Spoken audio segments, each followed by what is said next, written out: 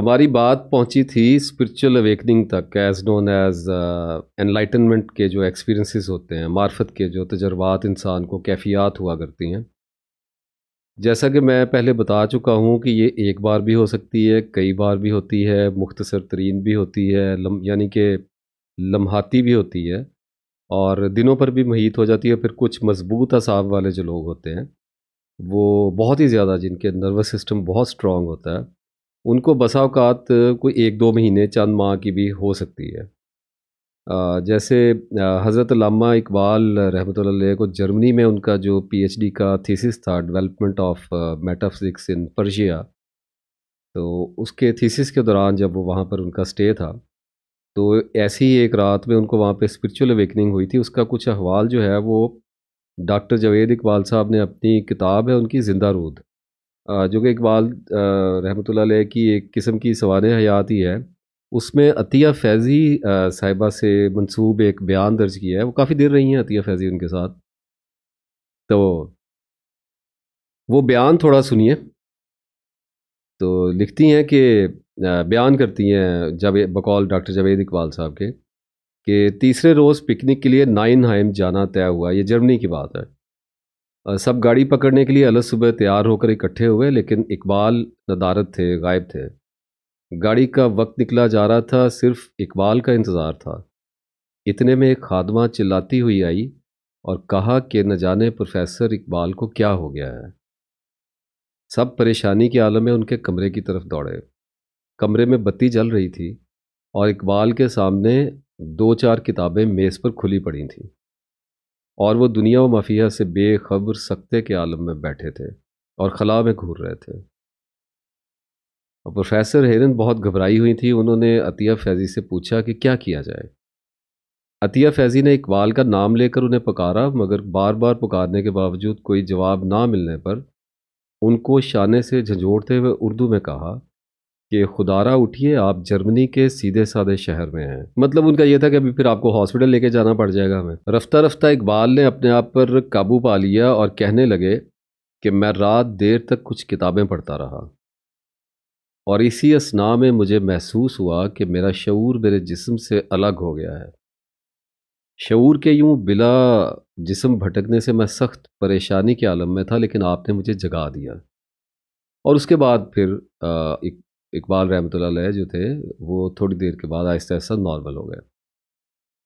और ये बहरहाल एक वाक़या था जो मैंने, इस तरह बहुत से लोगों को, बड़े लोगों को भी हुए हैं वाक़यात, सूफिया को भी होते हैं और बहुत से लोगों को हो जाया करते हैं। ये जो मिथ है, जो फिनोमेना बना हुआ है स्पिरिचुअल अवेकनिंग का, और ये एनलाइटनमेंट के जो एक्सपीरियंसेस होते हैं, इनको मैं थोड़ा डिबंक करता हूँ आगे आपसे जाके। यहाँ पर मैं 2 एक्सपीरियंसेस अपने आप से शेयर करना चाहता हूँ। कुछ तो नहीं किए जा सकते, उनका मकसद ये नहीं है कि वो रूहानी तौर पे बड़े बुलंद दर्जात के एक्सपीरियंसेस आम लोगों की समझ में नहीं आएँगे, ऐसी कोई बात नहीं है, थोड़े कॉम्प्लिकेटेड होते हैं। इसलिए उनको शेयर करना यहाँ पर मैं मुनासिब नहीं समझता। लेकिन इन तजर्बात को आपके साथ शेयर करने का मकसद ये है कि आपको इस हकीकत से रोशनास करवाया जाए कि ऐसे अगर कैफ़ियत का अचानक आप पर नुज़ूल हो भी जाए, तो उसके बाद ज़िंदगी फिर पहले की तरह ही आखिरकार गुज़रती है और इंसान आखिरकार बिल्कुल नॉर्मल हो जाया करता है। लेकिन उसके ज़हन में कुछ तब्दीलियाँ, कुछ चेंजेज़ आ सकते हैं, जिनके ऊपर मैं बात करता चला जाऊँगा। ये गालिबन 2005 की बात है। मैं सर्दियों की रातें थी, जहाँ तक मुझे याद पड़ता है। मैं एक किताब पढ़ रहा था, मुमताज़ मुफ्ती साहब की थी। अलीपुर का एली के बाद एक किताब है अलख नगरी। अब ये याद नहीं आता कि अलीपुर का एली पढ़ रहा था या अलख नगरी पढ़ रहा था। गालिब गुमान तो ये है कि अलीपुर का एली पढ़ चुका था और अलख नगरी पे था। तो वो किताब पढ़ रहा था, बिल्कुल आई वॉज़ वेरी नॉर्मल। उस किताब में मुफ्ती साहब ने एक वाक़या लिखा। मुझे नहीं पता वाक़या सच है या उनका अपना क्राफ्ट किया हुआ है। तो वो कहते हैं कि एक दफ़ा मेरी माँ ने मुझे बड़ा फ़ोर्स किया कि वो मेरी ज़िंदगी के हालात देखते हुए बड़ी परेशान रहती थीं। जैसा भी उनका लाइफ़स्टाइल था, जो लोग मुफ्ती साहब को पढ़ते हैं उनको पता है। तो बड़ी परेशान थीं, तो उन्होंने मुझे बार-बार कहा कि लखनऊ या दिल्ली में कोई मेरे पीर हैं, उनके पास एक दफ़ा जाकर सिर्फ़ मेरे कहने पर मिल लो। तो वो लिखते हैं कि अचानक मेरे जी में पता नहीं क्या समाई और मैंने सोचा कि चलो मिल लेने में क्या हर्ज है, चले ही चलते हैं। तो मैं रवाना हो गया। वो 1-2 दिन का सफ़र करने के बाद मैं वहाँ पहुँचा और फिर पूछता-पाछता मैं उनके ठिकाने पे चला गया। तो एक बैठक थी जिसमें वो बैठे हुए थे, तो उसमें हल्का-सा अंधेरा था। जब मैं वहाँ पहुँचा तो कुछ लोग थे वहाँ, और उनको देखते ही सबसे पहले हैरत का मुझे जो झटका लगा कि वो बड़ा जवान आदमी था, जबकि मैं ये समझ के आया था कि वो बड़ा कोई उम्र रसीदा बुज़ुर्ग होगा, कोई ऐसा मामला होगा। तो ख़ैर कहते हुए बैठा रहा, फिर उसके बाद खाना-शाना खिलाया, तो रात के खाने के बाद वो मुझे वॉक करने के लिए, चहलकदमी करने के लिए हम चले गए बाहर। वॉक करते-करते कुछ बातें उनके दरमियान में चल रही थी। वो मुफ्ती साहब लिखते हैं कि अचानक मेरे मुँह से निकला कि अल्लाह मियाँ तो बड़े सख्त हैं। मुफ्ती साहब लिखते हैं कि जैसे ही मेरे मुँह से ये अल्फ़ाज़ निकले हैं कि अल्लाह मियाँ तो बड़े सख्त हैं, तो वो जो पीर साहब थे उन्होंने अचानक यकलख्त रुक के हैरत से मुझे देखा और मुझे कहने लगे कि मुफ्ती साहब, अगर अल्लाह मियाँ इतने सख्त होते तो क्या आप इतने बिगड़े हुए होते भला? अच्छा, मुफ्ती साहब ने तो आगे शायद ये लिखा कि मैं हैरान रह गया उनकी बात से। ये बात जब मैंने पढ़ी है, तो ये एक ऐसा एक बर्क मेरे अंदर गिरी और एक ऐसा वो अचानक आ गया, एक लिखा हुआ एक रास्ते में उनका, और मैं I was not mentally prepared. मुझे क्या पता था किताब में क्या आ रहा है, और एकदम अ, ज़हन जो है वो हैरत और इस्तेजाब के मारे सुन्न हो गया, और हर चीज़ बिल्कुल जैसे खामोशी हो गई, सोच ख़त्म हो गई, और एकदम जाने क्या हुआ। उस वक़्त तो उम्र भी कम ही थी, उनको 25 साल का होगा शायद, 24 का। तो अचानक बस एक कैफ़ियत तारी हुई है, और उस कैफ़ियत में मुझे सिर्फ़ इतना वक़्त मिला, वो इतनी तेज़ी से मुझ पर छाई कि करीब ही एक काउच पड़ा हुआ था, और मैं कुर्सी से उठा हूँ और उस काउच पर जाकर लेट गया, और आँखें मेरी बंद हो गईं और मुँह खुल गया हैरत के मारे, और मेरे मुँह से राल बहने लगी, पानी निकलने लगा। खुला हुआ था इतनी देर से, खुला पता नहीं कब तक खुला रहा, और बस मुझे कोई सोच ज़हन में नहीं आ रही थी, और कुछ भी नहीं था, और बस एक एहसास था कि जैसे जिसकी तलाश थी वो मिल गया है, और ये भी कोई अवेयरनेस नहीं थी कि मैं किसी तलाश में था और कोई मिल गया है। बस ऐसे I was feeling one with something actually. उसके लोगों ने, स्पिरिचुअल लोगों ने उसके नाम रखे हो, तो बाद में फिर सारी चीज़ें खुलती चली जाती है ना बंदे पे।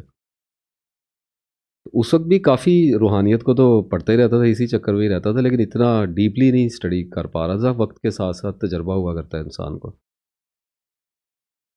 तो बस एक कैफ़ियत, और उसमें ना कुछ खोने के लिए था, ना पाने के लिए था, ना पूछने के लिए था, कुछ भी नहीं था। ना वो कोई मेंटल कैफ़ियत थी, साइकोलॉजिकल भी सेंसेशन नहीं थी, बॉडी की सेंसेशन कुछ भी नहीं था। ऐसे हो गया जैसे मैं एक डीप स्पेस हूँ, और शऊर पॉज़ हो गया, सीज़ हो गया, और कॉन्शियसनेस नाम की कोई चीज़ नहीं रही, अपना नाम भी याद नहीं रहा, मैं का एहसास भी ख़त्म हो गया, और महज़ एक ख़ला बाकी रह गया, और उस ख़ला में सिर्फ़ एनर्जी थी, और कुछ भी नहीं था। एक स्याह गहरा अंधेरा था आँखों के आगे, लेकिन नींद नहीं थी।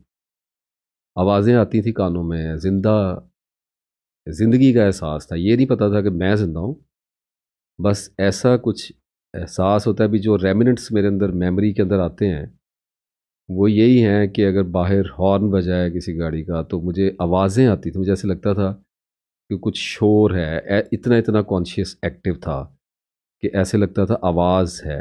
ये नहीं पता लगता था कि आवाज़ क्या होती है, बस इतना पता था कि आवाज़ की सेंस है मेरे अंदर।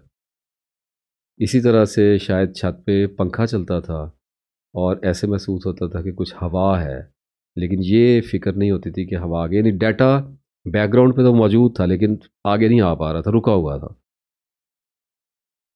और वो शायद मेरा ख़्याल है कि रात के 10-11 बजे का टाइम था जब ये वारदात मेरे साथ हुई है। और जब मुझे होश आई, मैं आँख खुला तो नहीं, क्योंकि नींद मुझे नहीं लगता कि मैं सोया हूँ, क्योंकि कुछ भी नहीं था, एक स्याह अंधेरा था बिल्कुल, और एक प्योर कॉन्शियसनेस ऐसे खला का एहसास, जैसे मैं एक ऐसे अंधेरे में हूँ जिसमें जाके मुझे इत्मीनान है और मैं यहाँ से कभी वापस नहीं जाना चाहता। और सुबह शायद 5-6 बजे के बाद आहिस्ता-आहिस्ता ये कैफ़ियत मुझसे अलग होना शुरू हुई। बहुत टाइम लगा, शायद 1-2 घंटे लगे और मैं वापस नहीं आना चाह रहा था। बार-बार आँख खुलती थी, मैं उसके बावजूद आँख बंद करता था, वो थोड़ी देर कैफ़ियत ऊपर जाती थी, फिर नीचे आ जाती थी। आहिस्ता-आहिस्ता वो मेरे बस से बाहर निकल गई। होल्ड करने की मैंने बहुत कोशिश की, लेकिन उसे जाना ही था, कैफ़ियत को जाना ही होता है एक दिन। तो वो चली गई और उसके बाद शायद 1-2 घंटे मैं थकन के मारा शायद सो गया, कोई 8-9 बजे, 10 बजे, आई डोंट नो। मैं उठा और नहाया, नाश्ता वग़ैरह किया, लेकिन ज़हन की कैफ़ियत अजीब थी। हर चीज़ वाइब्रेंट थी, ब्राइट थी और चीज़ों के कलर बहुत ज़्यादा शार्प थे, डिटेल्स बहुत ज़्यादा नुमायाँ थीं। चम्मच को, खाने को, रोटी को, कपड़े को, अपने हाथ को, टच को, सीइंग को, हियरिंग की सेंस, हर चीज़ आप यूँ समझिए वाइब्रेंट हो गई थी, शार्प हो गई थी और सब कुछ अच्छा लग रहा था और ज़्यादा सोच नहीं आ रही थी। And I was feeling like a child actually. कुछ भी नहीं फ़िक्र थी किसी भी चीज़ की। But I was smiling and laughing. I think वो संडे का दिन था, अगले दिन मुझे कहीं पे जाना भी नहीं था और किसी से मिलना भी नहीं था और किसी के आने का खदशा भी नहीं था। और वो शाम तक ऐसे ही रहा है, यानी मैं जब नाश्ता करके, आई स्टिल रिमेंबर, मैं बाहर आया तो बाहर एक बेल लगी हुई थी, सब्ज़ पत्ते थे उसके, और मैं उसको शायद 1 डेढ़ घंटा उसी को देखता रहा हूँ।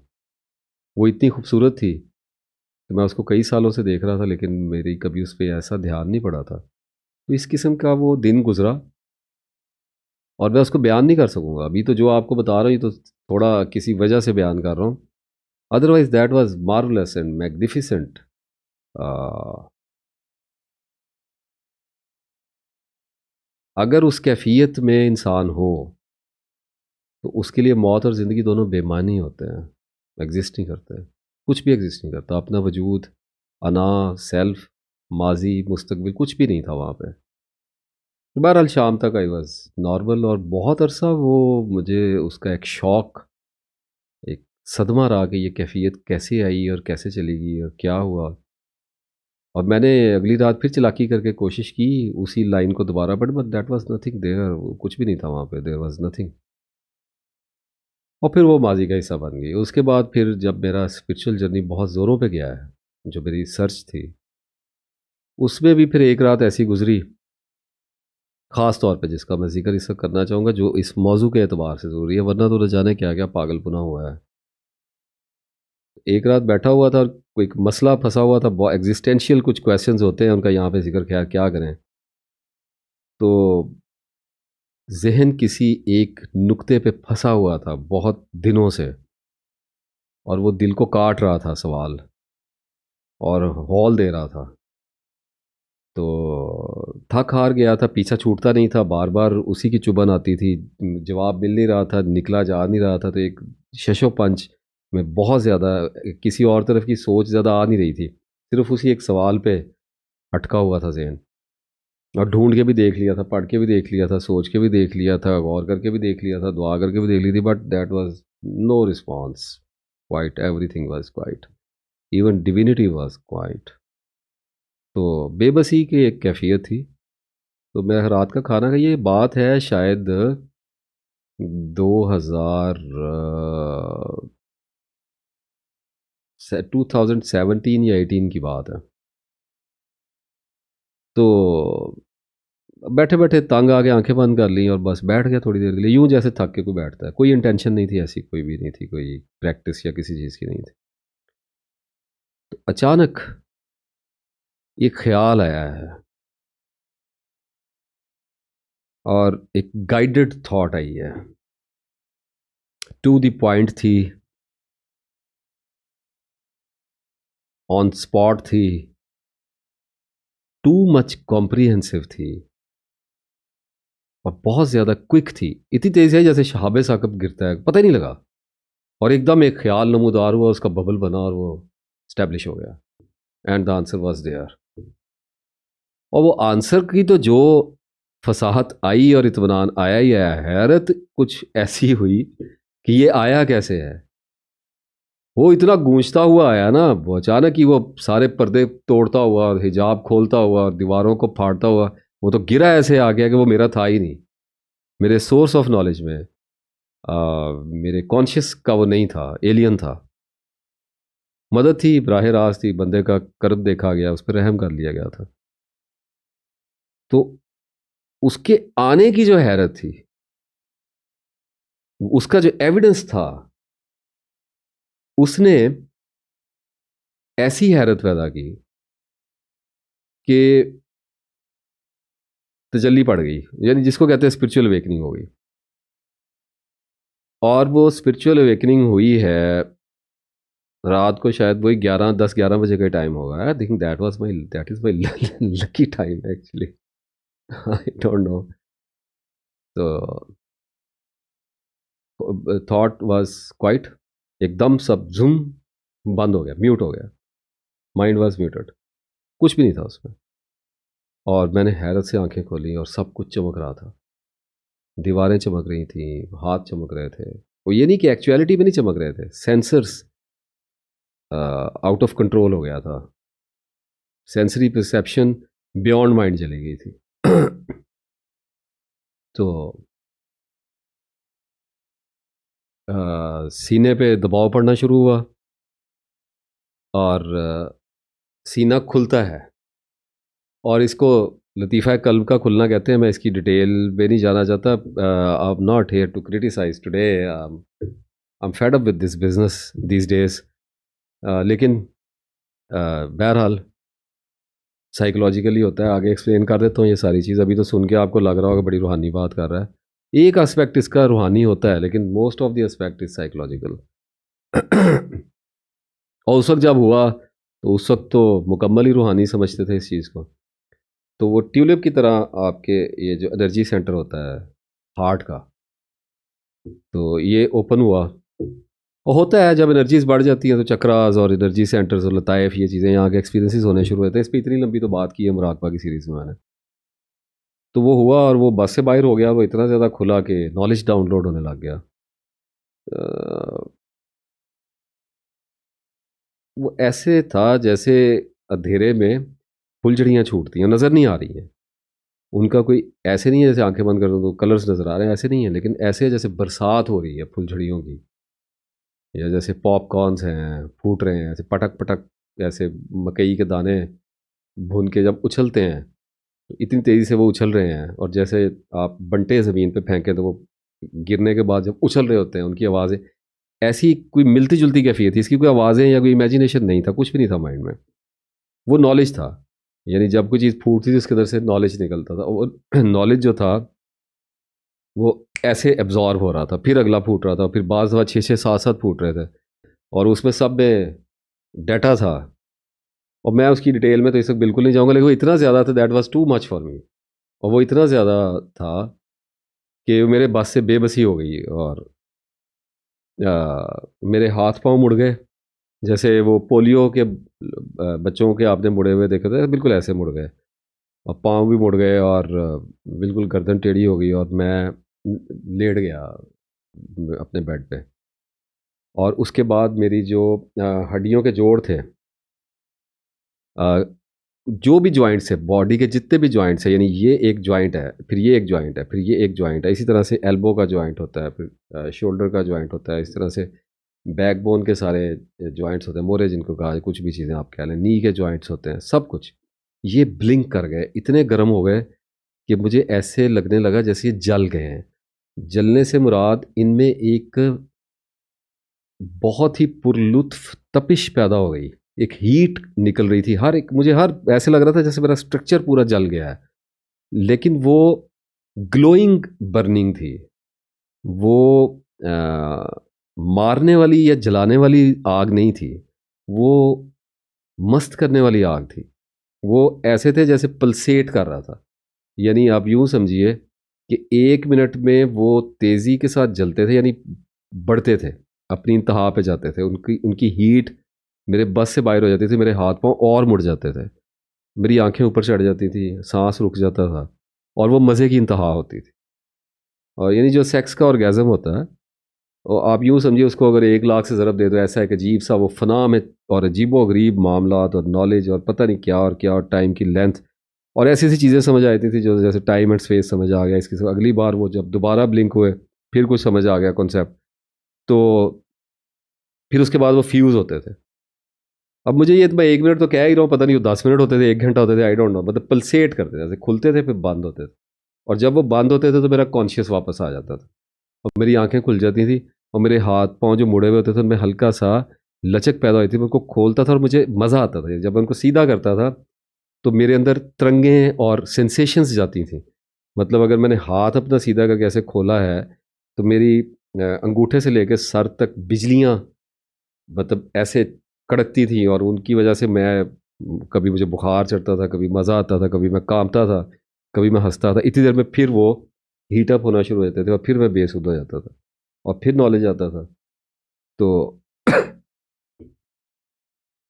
ये चलता रहा और मेरी बीवी आई है तो मैंने उसको वाइफ़ को कहा, मैं 1-2 दफ़ा मेरे पास बैठी तो मुझे तो अपनी होश नहीं थी, तो उसके बाद बड़ी मुश्किल से मैंने उसे कहा कि मुझे कुछ हुआ हुआ है, मैं इस वक़्त बात नहीं कर सकता, मुझे कहीं पे छुपा दो। क्योंकि घर में आपको पता है पेरेंट्स होते हैं, कंसर्न हो जाते हैं लोगों को, बच्चे भी होते हैं। तो ऐसी हालत आप किसको, तो घर का एक स्टोर था, तो वहाँ पे रसाई नहीं थी किसी की, तो बेगम मुझे हाथ से पकड़ के वहाँ पे ले गई और मुझसे तो चला भी नहीं जाता। मैं पाँव उठाता था तो नॉलेज वाज़ देयर, पाँव उठाता था रिविलेशन वाज़ देयर, पाँव उठाता था एनलाइटनमेंट के एक्सपीरियंसेस। तो इतना वो मेरे लिए, अभी तो आपको देखने में तो ये बड़ा फैंटेसाइज़ कर सकता है और स्पिरिचुअलिस्टिक लग सकता है, but that was another world actually.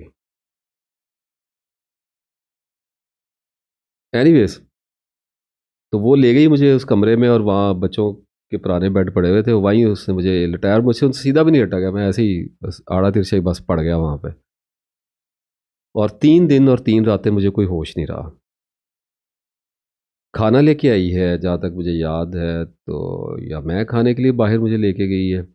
बीच में कुछ होश आई है मुझे 1 आधा घंटा, जब मैं अपनी वालदा के पास गया हूँ और मैं बैठा और मैंने कहा मेरी तबीयत बड़ी ख़राब है और बहुत धुंध पड़ रही थी। और ये आम तौर पे वारदातें मेरे साथ सर्दियों में होती रही हैं, आई डोंट नो सर्दियों का इसके पीछे क्या है? या सर्दियाँ शायद मुझे फ़ैसिनेट करती हैं तो इसमें इस तरह के मामलात हो जाते हैं। उसके बाद मैंने खाना खाया और जब खाना खाने बैठा हूँ तो वो एक अजीब तमाशा था, यानी मैं बड़ी मुश्किलों से खाने के लिए बैठा हूँ, शायद 1 दिन 1 रात हो चुकी थी। वो ज़ाहिर परेशान हो जाते हैं बीवियाँ भी, तो उसने कहा कुछ खा लें, शायद ऐसा कुछ हुआ, तो मैंने कहा अच्छा लाओ, तो मैं खाना खाने लगा हूँ। तो मुझे जहाँ तक याद पड़ता है मैंने नवाला जब मुँह में डाला है तो एक लम्हे के अंदर मेरे सारे टेस्ट बड्स और उनका डाटा वो इतनी तेज़ी के साथ चलना शुरू हुआ, वो मेरे बस से बाहर हो गया था। Was lot of understanding and insights were coming rapidly. कश्फ पे कश्फ हो रहे थे और वो चीज़ें मैं आपको भी सारी एक्सप्लेन करूँगा आगे कि क्या होती हैं चीज़ें। उसके बाद मैंने उसको निगला है, उस नवाले को स्वैलो किया।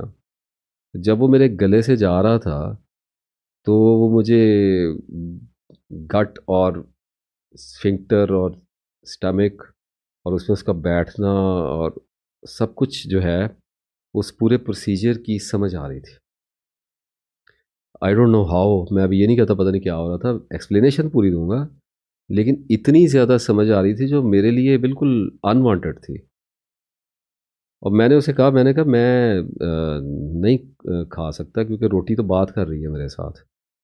ये तो मुझे बता रही है कि गंदम कहाँ की है और किसने इसको बीजा था, बोया था और किसने इसको काटा है और किस इलाके की है, इसकी खुशबू क्या है और गंदम कहाँ से चली है और क्या है, ये सब तो सारा कुछ ही पता लगता जा रहा है। मैं तो इसको खा ही नहीं सकता। और सलाइवा थूक ख़त्म हो गया था अंदर से, बहुत था ही नहीं, निगला ही नहीं जा रहा था। कुछ भी नहीं था, ज़ुबान खुश्क, होंठ खुश्क, बिल्कुल कुछ नहीं था। और आँखों का पानी बिल्कुल ड्राई हो चुका था। और फिर मुझे उठ के जब मुझे लेके गई है वापस, तो मुझसे ब पता नहीं, बड़ी मुश्किल था मेरे लिए ये सब कुछ हैंडल करना। वो ख़ैर मैं लेट गया वहाँ पे, उसके बाद नहीं मैं उठा। शायद उसने वहाँ पे मुझे कुछ खिलाया है, दोबारा बिठा के, मुझे नहीं याद, मेरी मेमोरी में नहीं है, मैंने पूछा भी नहीं दोबारा। तो 3 दिन और 3 रातें, शायद चौथी रात भी हो गई, आई डोंट नो। तो मैं इसी हालत में पड़ा रहा और उसमें नींद भी आती थी, आँख भी खुलती थी, ये सब कुछ भी जलने बुझने वाला भी, और सबसे ज़्यादा जो था वो जॉइंट्स का था। इनमें दर्द बेपनाह लज़्ज़त वाली थी। मैंने ज़िंदगी में ऐसी लज़्ज़त कहीं पे नहीं देखी, और मेरा जी चाहता था कि इस लज़्ज़त में मैं फ़ना हो जाऊँ, मेरी दोबारा कभी आँख ना खुले। मुझे इसी लज़्ज़त में पड़ा रहने दिया जाए, बीवी बच्चे कुछ नहीं चाहिए था, कुछ भी नहीं चाहिए था, कुछ भी नहीं, रूहानियत भी नहीं चाहिए थी, कुछ भी नहीं चाहिए था। बस वो एक दरिया था एक्सटेसी का, तलज़्ज़ुज़ का, मज़े का। वो ऐसे उमड़ता था और फिर नीचे जाता, फिर उसकी लहरें आती थी, और उसके अंदर फिर नॉलेज, वो उसकी तो मुझे परवाह ही नहीं थी। वो ग्रास्प करने वाला कुछ नहीं था कि याद हो रहा है, नहीं हो रहा। बस वो एक समझ आती जाती थी, खुलता जाता था, फिर समझ आती थी, फिर खुलता था, फिर ऐसे बंद होता था। और तीसरी या चौथे रात की सुबह थी जब मेरी आँख खुली, और वो सुबह शायद 5-6 बजे का वक़्त होगा, सुबह का वक़्त था, और अज़ान की आवाज़ आ रही थी मेरे कान में, जहाँ तक खामोशी थी हर तरफ। मेरा 6 बजे का टाइम होगा। तो एक लम्हे में आँख खुली और मुझे ऐसे लगा जैसे मैं सारी ज़िंदगी सोया ही नहीं हूँ। मैं जैसे जैसे मेरी आज आँख खुली है। मैं इस दुनिया में आज आया हूँ। एकदम आई आई एक्सिस्ट, एंड मुझे एकदम किसी ने कहा कि here you are, look at yourself, you are here. और उस वक़्त एक ऐसा इनसाइट मुझे हुआ, एक ऐसी अंडरस्टैंडिंग मेरे अंदर आई है, जो अगर अल्लाह मुझसे कभी पूछे कि तेरा बदतरीन दुश्मन, पहले तो कोई है ही नहीं बदतरीन ऐसा दुश्मन ज़िंदगी में अल्लाह के फ़ज़ल से। लेकिन अगर कोई हो भी, कोई भी बदतरीन भी, अगर सीवियर भी, वर्स्ट भी लगा लें अगर, तो अल्लाह अगर पूछे कि इसको दूँ, ये तो मैं अल्लाह को कहूँगा ये कभी ना देना। इतना खौफ़नाक एक एक बुहरान ज़दा कश्फ़ मुझे हुआ है। आयत याद आई ना, कुरान ऐसी बातें, अहले ईमान ऐसी बातें ईमान वालों ना पूछा करो जब कुरान नाज़िल हो रहा, अगर तुम पे ज़ाहिर कर दी जाए तो मैं नागवार गुज़रे। वो नागवार तो क्या गुज़रती, उसने तो मुझे उजाड़ दिया पकड़ के वैसे ही। शायद 5 साल लगे मुझे उसे हील करने में। बहुत मारा उसने मुझे। मैं डिटेल में नहीं जाता। बहरहाल ये एक एक्सपीरियंस है। उसके बाद फिर वो सबसाइड होते-होते 1 हफ़्ता लगा, और उसके बाद सब नॉर्मल हो गया, और इस तरह के कुछ वाक़यात। तो इस तरह के जो कैफ़ियत होती हैं स्पिरिचुअल सीकर्स को, जो लोग मुराकबात कर रहे होते हैं, या अल्लाह के बारे में बहुत ज़्यादा सोच रहे होते हैं, या एग्जिस्टेंशियल डिबेट्स में बहुत ज़्यादा इंगेज होते हैं, ऐसी वीडियोज़ में इंगेज होते हैं, बुक्स पढ़ रहे होते हैं फ़िलासफ़ीज़ की, डिप्रेसिव भी होते हैं, मोहब्बत में भी नाकाम हुए, तो बहुत ज़्यादा ज़हन पे दबाव डाला जा रहा होता है। जब जब देह ज़हन बहुत ज़्यादा पिस रहा होता है किसी सवाल के बोझ के तले, तो उस वक़्त ये वारदात हो जाया करती है। इसको आप खुद नहीं कर सकते। मुराकबे से लोग करने की कोशिश करते हैं, उसके दर्जे भी लोगों ने बनाए हुए हैं, मुकामात भी बनाए हुए हैं, इट्स अ टोटल नॉनसेंस। वो बिल्कुल और तरह की क्वालिटीज़ हैं। I have tested them, I have lived those states of minds, and they are nothing to me actually, they are just child play. और ये जो स्पिरिचुअल अवेकनिंग्स होती हैं, जो इसके लिए किसी मुराकबे की कोई ज़रूरत नहीं, किसी भी टाइम चलते फिरते किसी भी बंदे को हो जाती है। तजल्ली पड़ गई, कोई वाक़या हो गया, कोई हैरत ऐसी हो गई कि बस उसमें एकदम सारा कुछ उसको समझ आ जाता है। तो इसके नतीजे में ये, इसके होने के पीछे कुछ वजूहात भी होती हैं।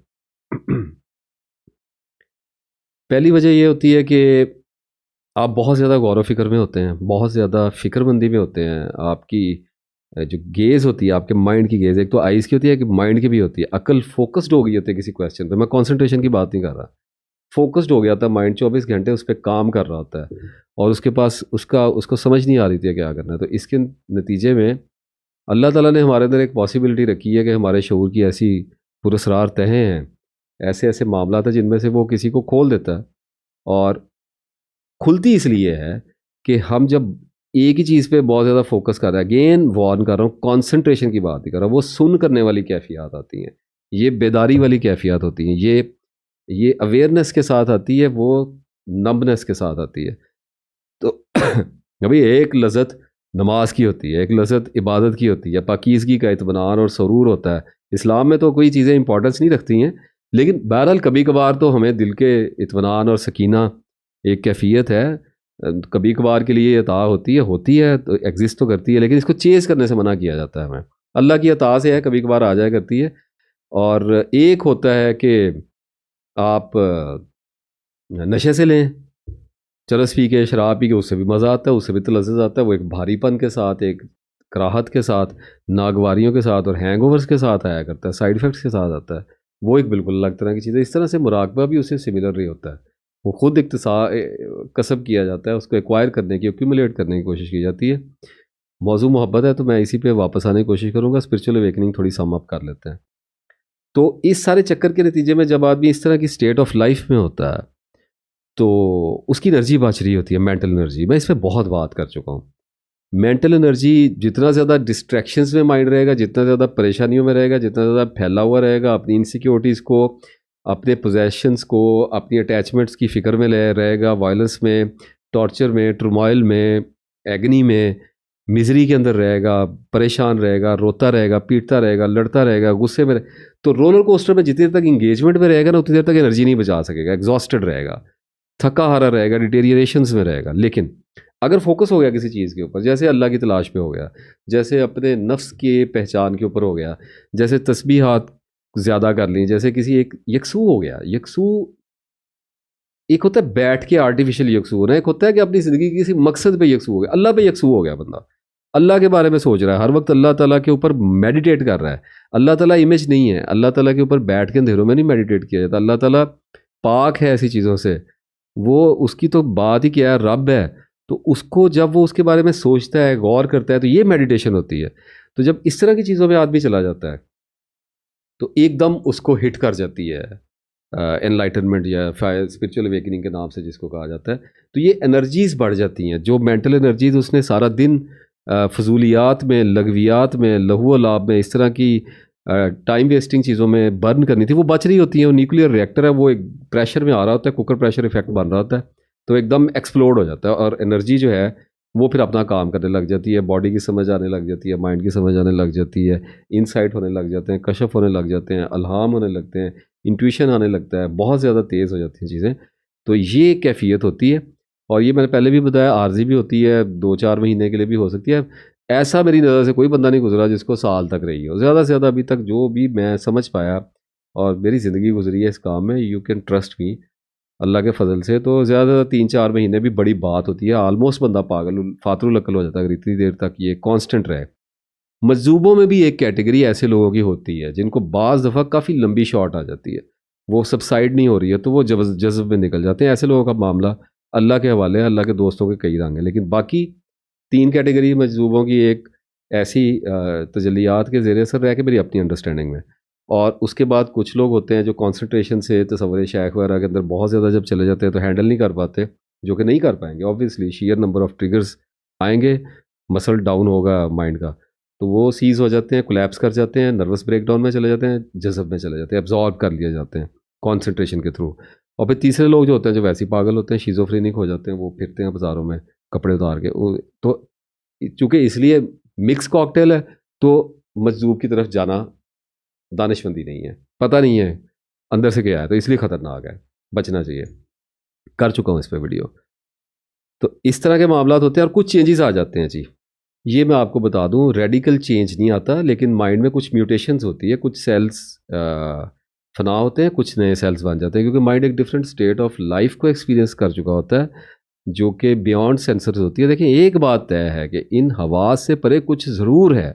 हम अनदेखी दुनियाओं पे ईमान रखते हैं, हम अल्लाह पे ईमान रखते हैं जो दिखाई नहीं देता। हजूर सल्लल्लाहु अलैहि वसल्लम को हमने देखा नहीं, बिल्कुल गुजर चुके हैं, लेकिन हमने नहीं देखा, वो हम ईमान लेके आते हैं।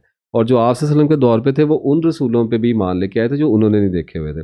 फिर फरिश्तों पे ईमान लेके आते हैं जो हमने देखे नहीं है, जन्नात पे ईमान लेके आते हैं, मौत पे ईमान लाते हैं, हर तरह की दारुल आखिरा पे ईमान लेके आते हैं, जन्नत पे, जहन्नम जहन्नम पे। ये हमारा ईमान जो है वो गैब के ऊपर है। तो आई एग्रीड, मैं भी मुसलमान हूँ, मैं भी कलमा गो हूँ, मैं भी इन चीज़ों की तमन्ना रखता हूँ। लेकिन बात यह है कि कभी कभार अल्लाह अपने फ़ज़ल से अगर किसी को कुछ दिखा दे, कुछ समझा दे, कुछ कैफ़ियत दे दे, तो उस पे तो किसी कमबख्त को इनकार नहीं है, या उस पे फ़साद कौन करेगा, ये तो नसीब की बात होती है। तो सारा इख्तिलाफ़ तो मुराक़बे वगैरह के ऊपर होता है, जब आप ज़बरदस्ती छीनने की कोशिश करते हैं कॉम्प्लेक्सेस का शिकार होके। तो ऐसी कैफ़ियत सम अप इसका ये है कि जब भी पैदा होती हैं तो एनर्जीज़ के बढ़ जाने से पैदा होती हैं। तो जब एनर्जीज बढ़ जाती हैं तो फिर ये वाले मामलात हो जाया करते हैं। तो इसलिए इनको कभी भी आर्टिफिशियली बढ़ाने की कोशिश नहीं करनी चाहिए, क्योंकि this is very dangerous. You are playing with your spiritual soul, you are playing with your psychological structure and you are playing with your body.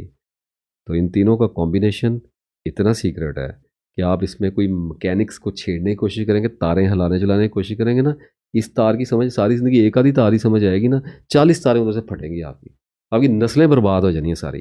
तो लोग इतना अंडर एस्टिमेट कर लेते हैं जी, बस मुराकबा करेंगे तो सब क्या सब थॉट है 70,000 आती हैं एक दिन के अंदर। एक थॉट की उम्र 17 सेकंड से 20 सेकंड की होती है, गिनी है मैंने।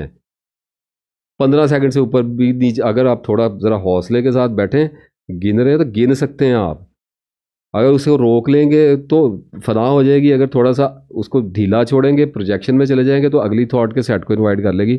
इसमें कौन सी इतनी बड़ी रॉकेट साइंस है, इनको रोकना शुरू कर देंगे, एनर्जीज बढ़ जाएंगी आपकी।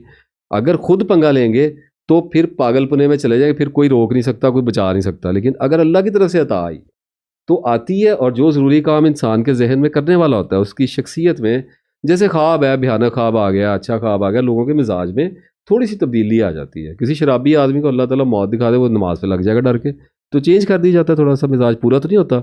इसी तरह से जो रूहानी आदमी होता है, जब बहुत ज़्यादा किलसने लग जाता है, जब तवील अरसा हो जाता है, तो अल्लाह ताला उसको कोई एक्सपीरियंस करवा देता है, अगर वो सैनिटी के साथ आ रहा है।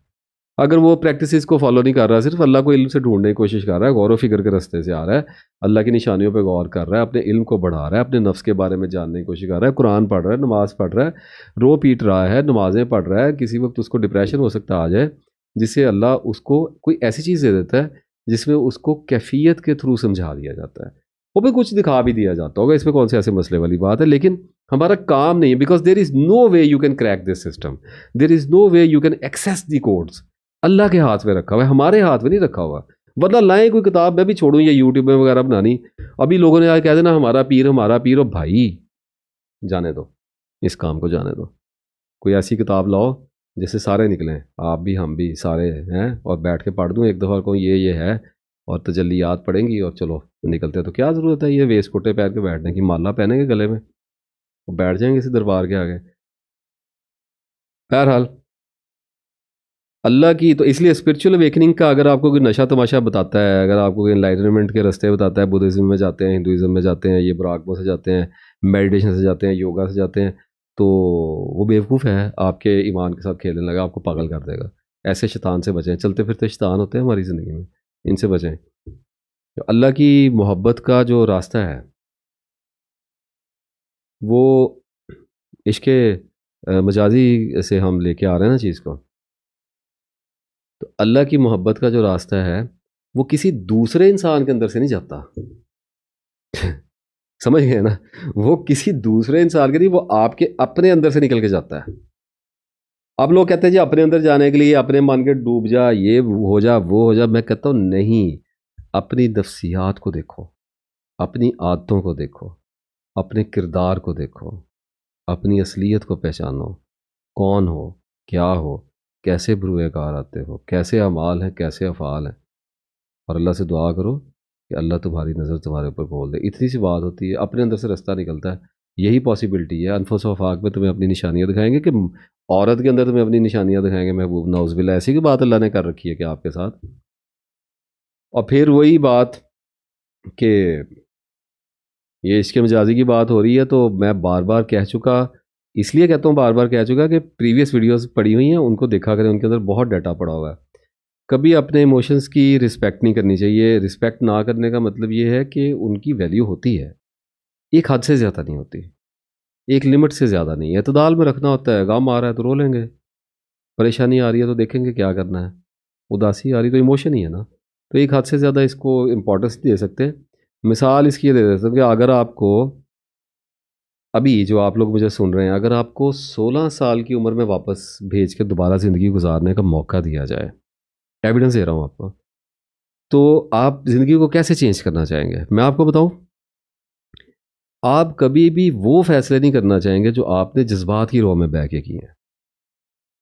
तो इसका मतलब ये है कि जज्बात में कोई अकल नहीं होती, लेकिन जज्बात ज़िंदगी की खूबसूरती हैं। अगर जज्बात हमारे अंदर से बिल्कुल ख़त्म हो जाए तो हम तो पत्थर बन जाएंगे। लेकिन जज्बात को अकल बैक करती है, सपोर्ट करती है। अकल के साथ जज्बात के अंदर तवाज़ुन पैदा किया जाता है, इनको खूबसूरत किया जाता है, इनको इनसे काम लिया जाता है, इनसे इनके शर से बचा जाता है और इनके सदमात से बचा जाता है और इनमें खूबी पैदा की जाती है। तो अगर इमोशन निरा है तो जाहलियत है, और अगर इल्म निरा है तो उससे बड़ी जाहलियत है। इल्म के साथ मोहब्बत नहीं है, काहे का इल्म है, और अगर मोहब्बत के साथ इल्म नहीं खड़ा हुआ तो मोहब्बत काहे की है, जुनून है सीधा सीधा। तो इसलिए अ, अगर आप वापस जाते हैं अपनी ज़िंदगी में और आप अपनी ज़िंदगी को वापस जाके देखते हैं और आपको लगता है कि आपके इमोशनल डिसीजंस ने आपको मरवाया है सारी ज़िंदगी, मरवाएंगे तो खैर अकल भी, जब पता है कि तकदीर तो आनी है, लेकिन मैं उस डैमेज की बात कर रहा हूँ जो यहाँ से आ रहा है, अपने हाथों से निकल के आ रहा है। तो अगर आप दयानतदारी से गौर करें तो जवाब वही होगा कि पिछली ज़िंदगी में मैंने जो जज्बात में आगे किया है वो अब नहीं करूँगा। तो इसका अब नतीजा क्या निकला कि वापस से जा नहीं सकते। टाइम ट्रैवल पे भी करनी है एक वीडियो, अ, तो वापस से जा नहीं सकते, तो आज से कर लें। इतनी सी तो बात है, आज से क्यों नहीं कर लेते। आज अगर ये समझ लें कि ठीक है हम इमोशनल हैं और हम अपने जज्बात से नहीं बच सकते, तो ये माइक मुझे तंग किए रखता है सारी, पता नहीं इसके इतना सेंसिटिव माइक क्यों ले लिया हमने। अच्छा, तो अब आइंदा से इतदाल पे आने की कोशिश करें। तो नहीं आ सकेंगे ना, लेकिन नीयत तो बरकरार हो गई, शरा तो अल्लाह ने अता कर दी, तो अल्लाह ताला मकदूर भी कर देगा, किस्मत में भी कर देगा। किस्मत की कौन सी बात है, कोशिश आज से शुरू कर दें। अल्लाह की मोहब्बत कैसे पैदा करें, सवाल किया जाता है, मैंने ये कहा था आपको वो जब हम शुरू से चले थे कोसों दूर। तो अल्लाह की मोहब्बत अपने अंदर पैदा करने का कोई फार्मूला, कोई मेथड, कोई तरीका नहीं है जी। ये अपने नफ्स के को देखने से, अंडरस्टैंड करने से, यानी उसका तज़किया करने से, उसको पाक करने की कोशिश शुरू करने से खुद ब खुद पैदा होती है। और मैं बार बार कह चुका हूँ कि अल्लाह से मोहब्बत की नहीं जाती है, अल्लाह से मोहब्बत हो जाया करती है, ये बाई प्रोडक्ट है। लोग सारा सिस्टम छोड़ के ना, अपने आप को छोड़ के, अपने अमाल को, अपनी कैफियत को, अपने एहसासात को, अपने ख्यालात को छोड़ के डायरेक्ट कहते हैं अल्लाह से मोहब्बत कैसे होगी। मैं कहता हूँ ये समुंदर किसने, ये आग का दरिया किसने पार करना है भाई, ये कैसे पार करोगे, इसको कौन पार करेगा, कोई और पार करेगा। मोहब्बत आपको करवा दे पार, कोई और करेगा, वो किसने करनी है, आपका दरिया आपको पार करना है, हो ही नहीं सकता। मोहब्बत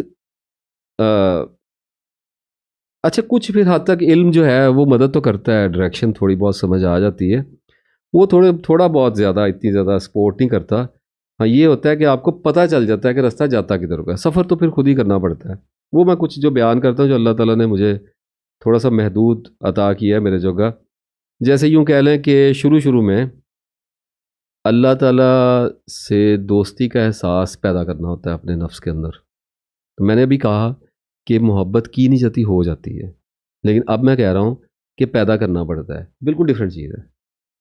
उधर से नहीं आपको भी कोई कनेक्शन आया, आपने खुद अपने अंदर एक चीज़ पैदा की है, एक स्टेटस कर लिया। जैसे आदमी कहता है कि मैं अब नमाज़ पढ़ूंगा, तो उसके लिए वो एक कोशिश शुरू कर देता है अपने तय, वो कहता है अब मैं मस्जिद में जाकर नमाज़ पढ़ूंगा, मैं थोड़ा झूठ बोलने से रुकूंगा, तो थोड़ी कोशिश शुरू कर देता है। तो ये एक एहसास पैदा करना होता है कि मुझे अल्लाह का दोस्त बनना है। तो ये एक नीयत हो जाती है, अल्लाह अकबर हो गया कि मैं नमाज़ पढ़ने की नीयत कर ली है।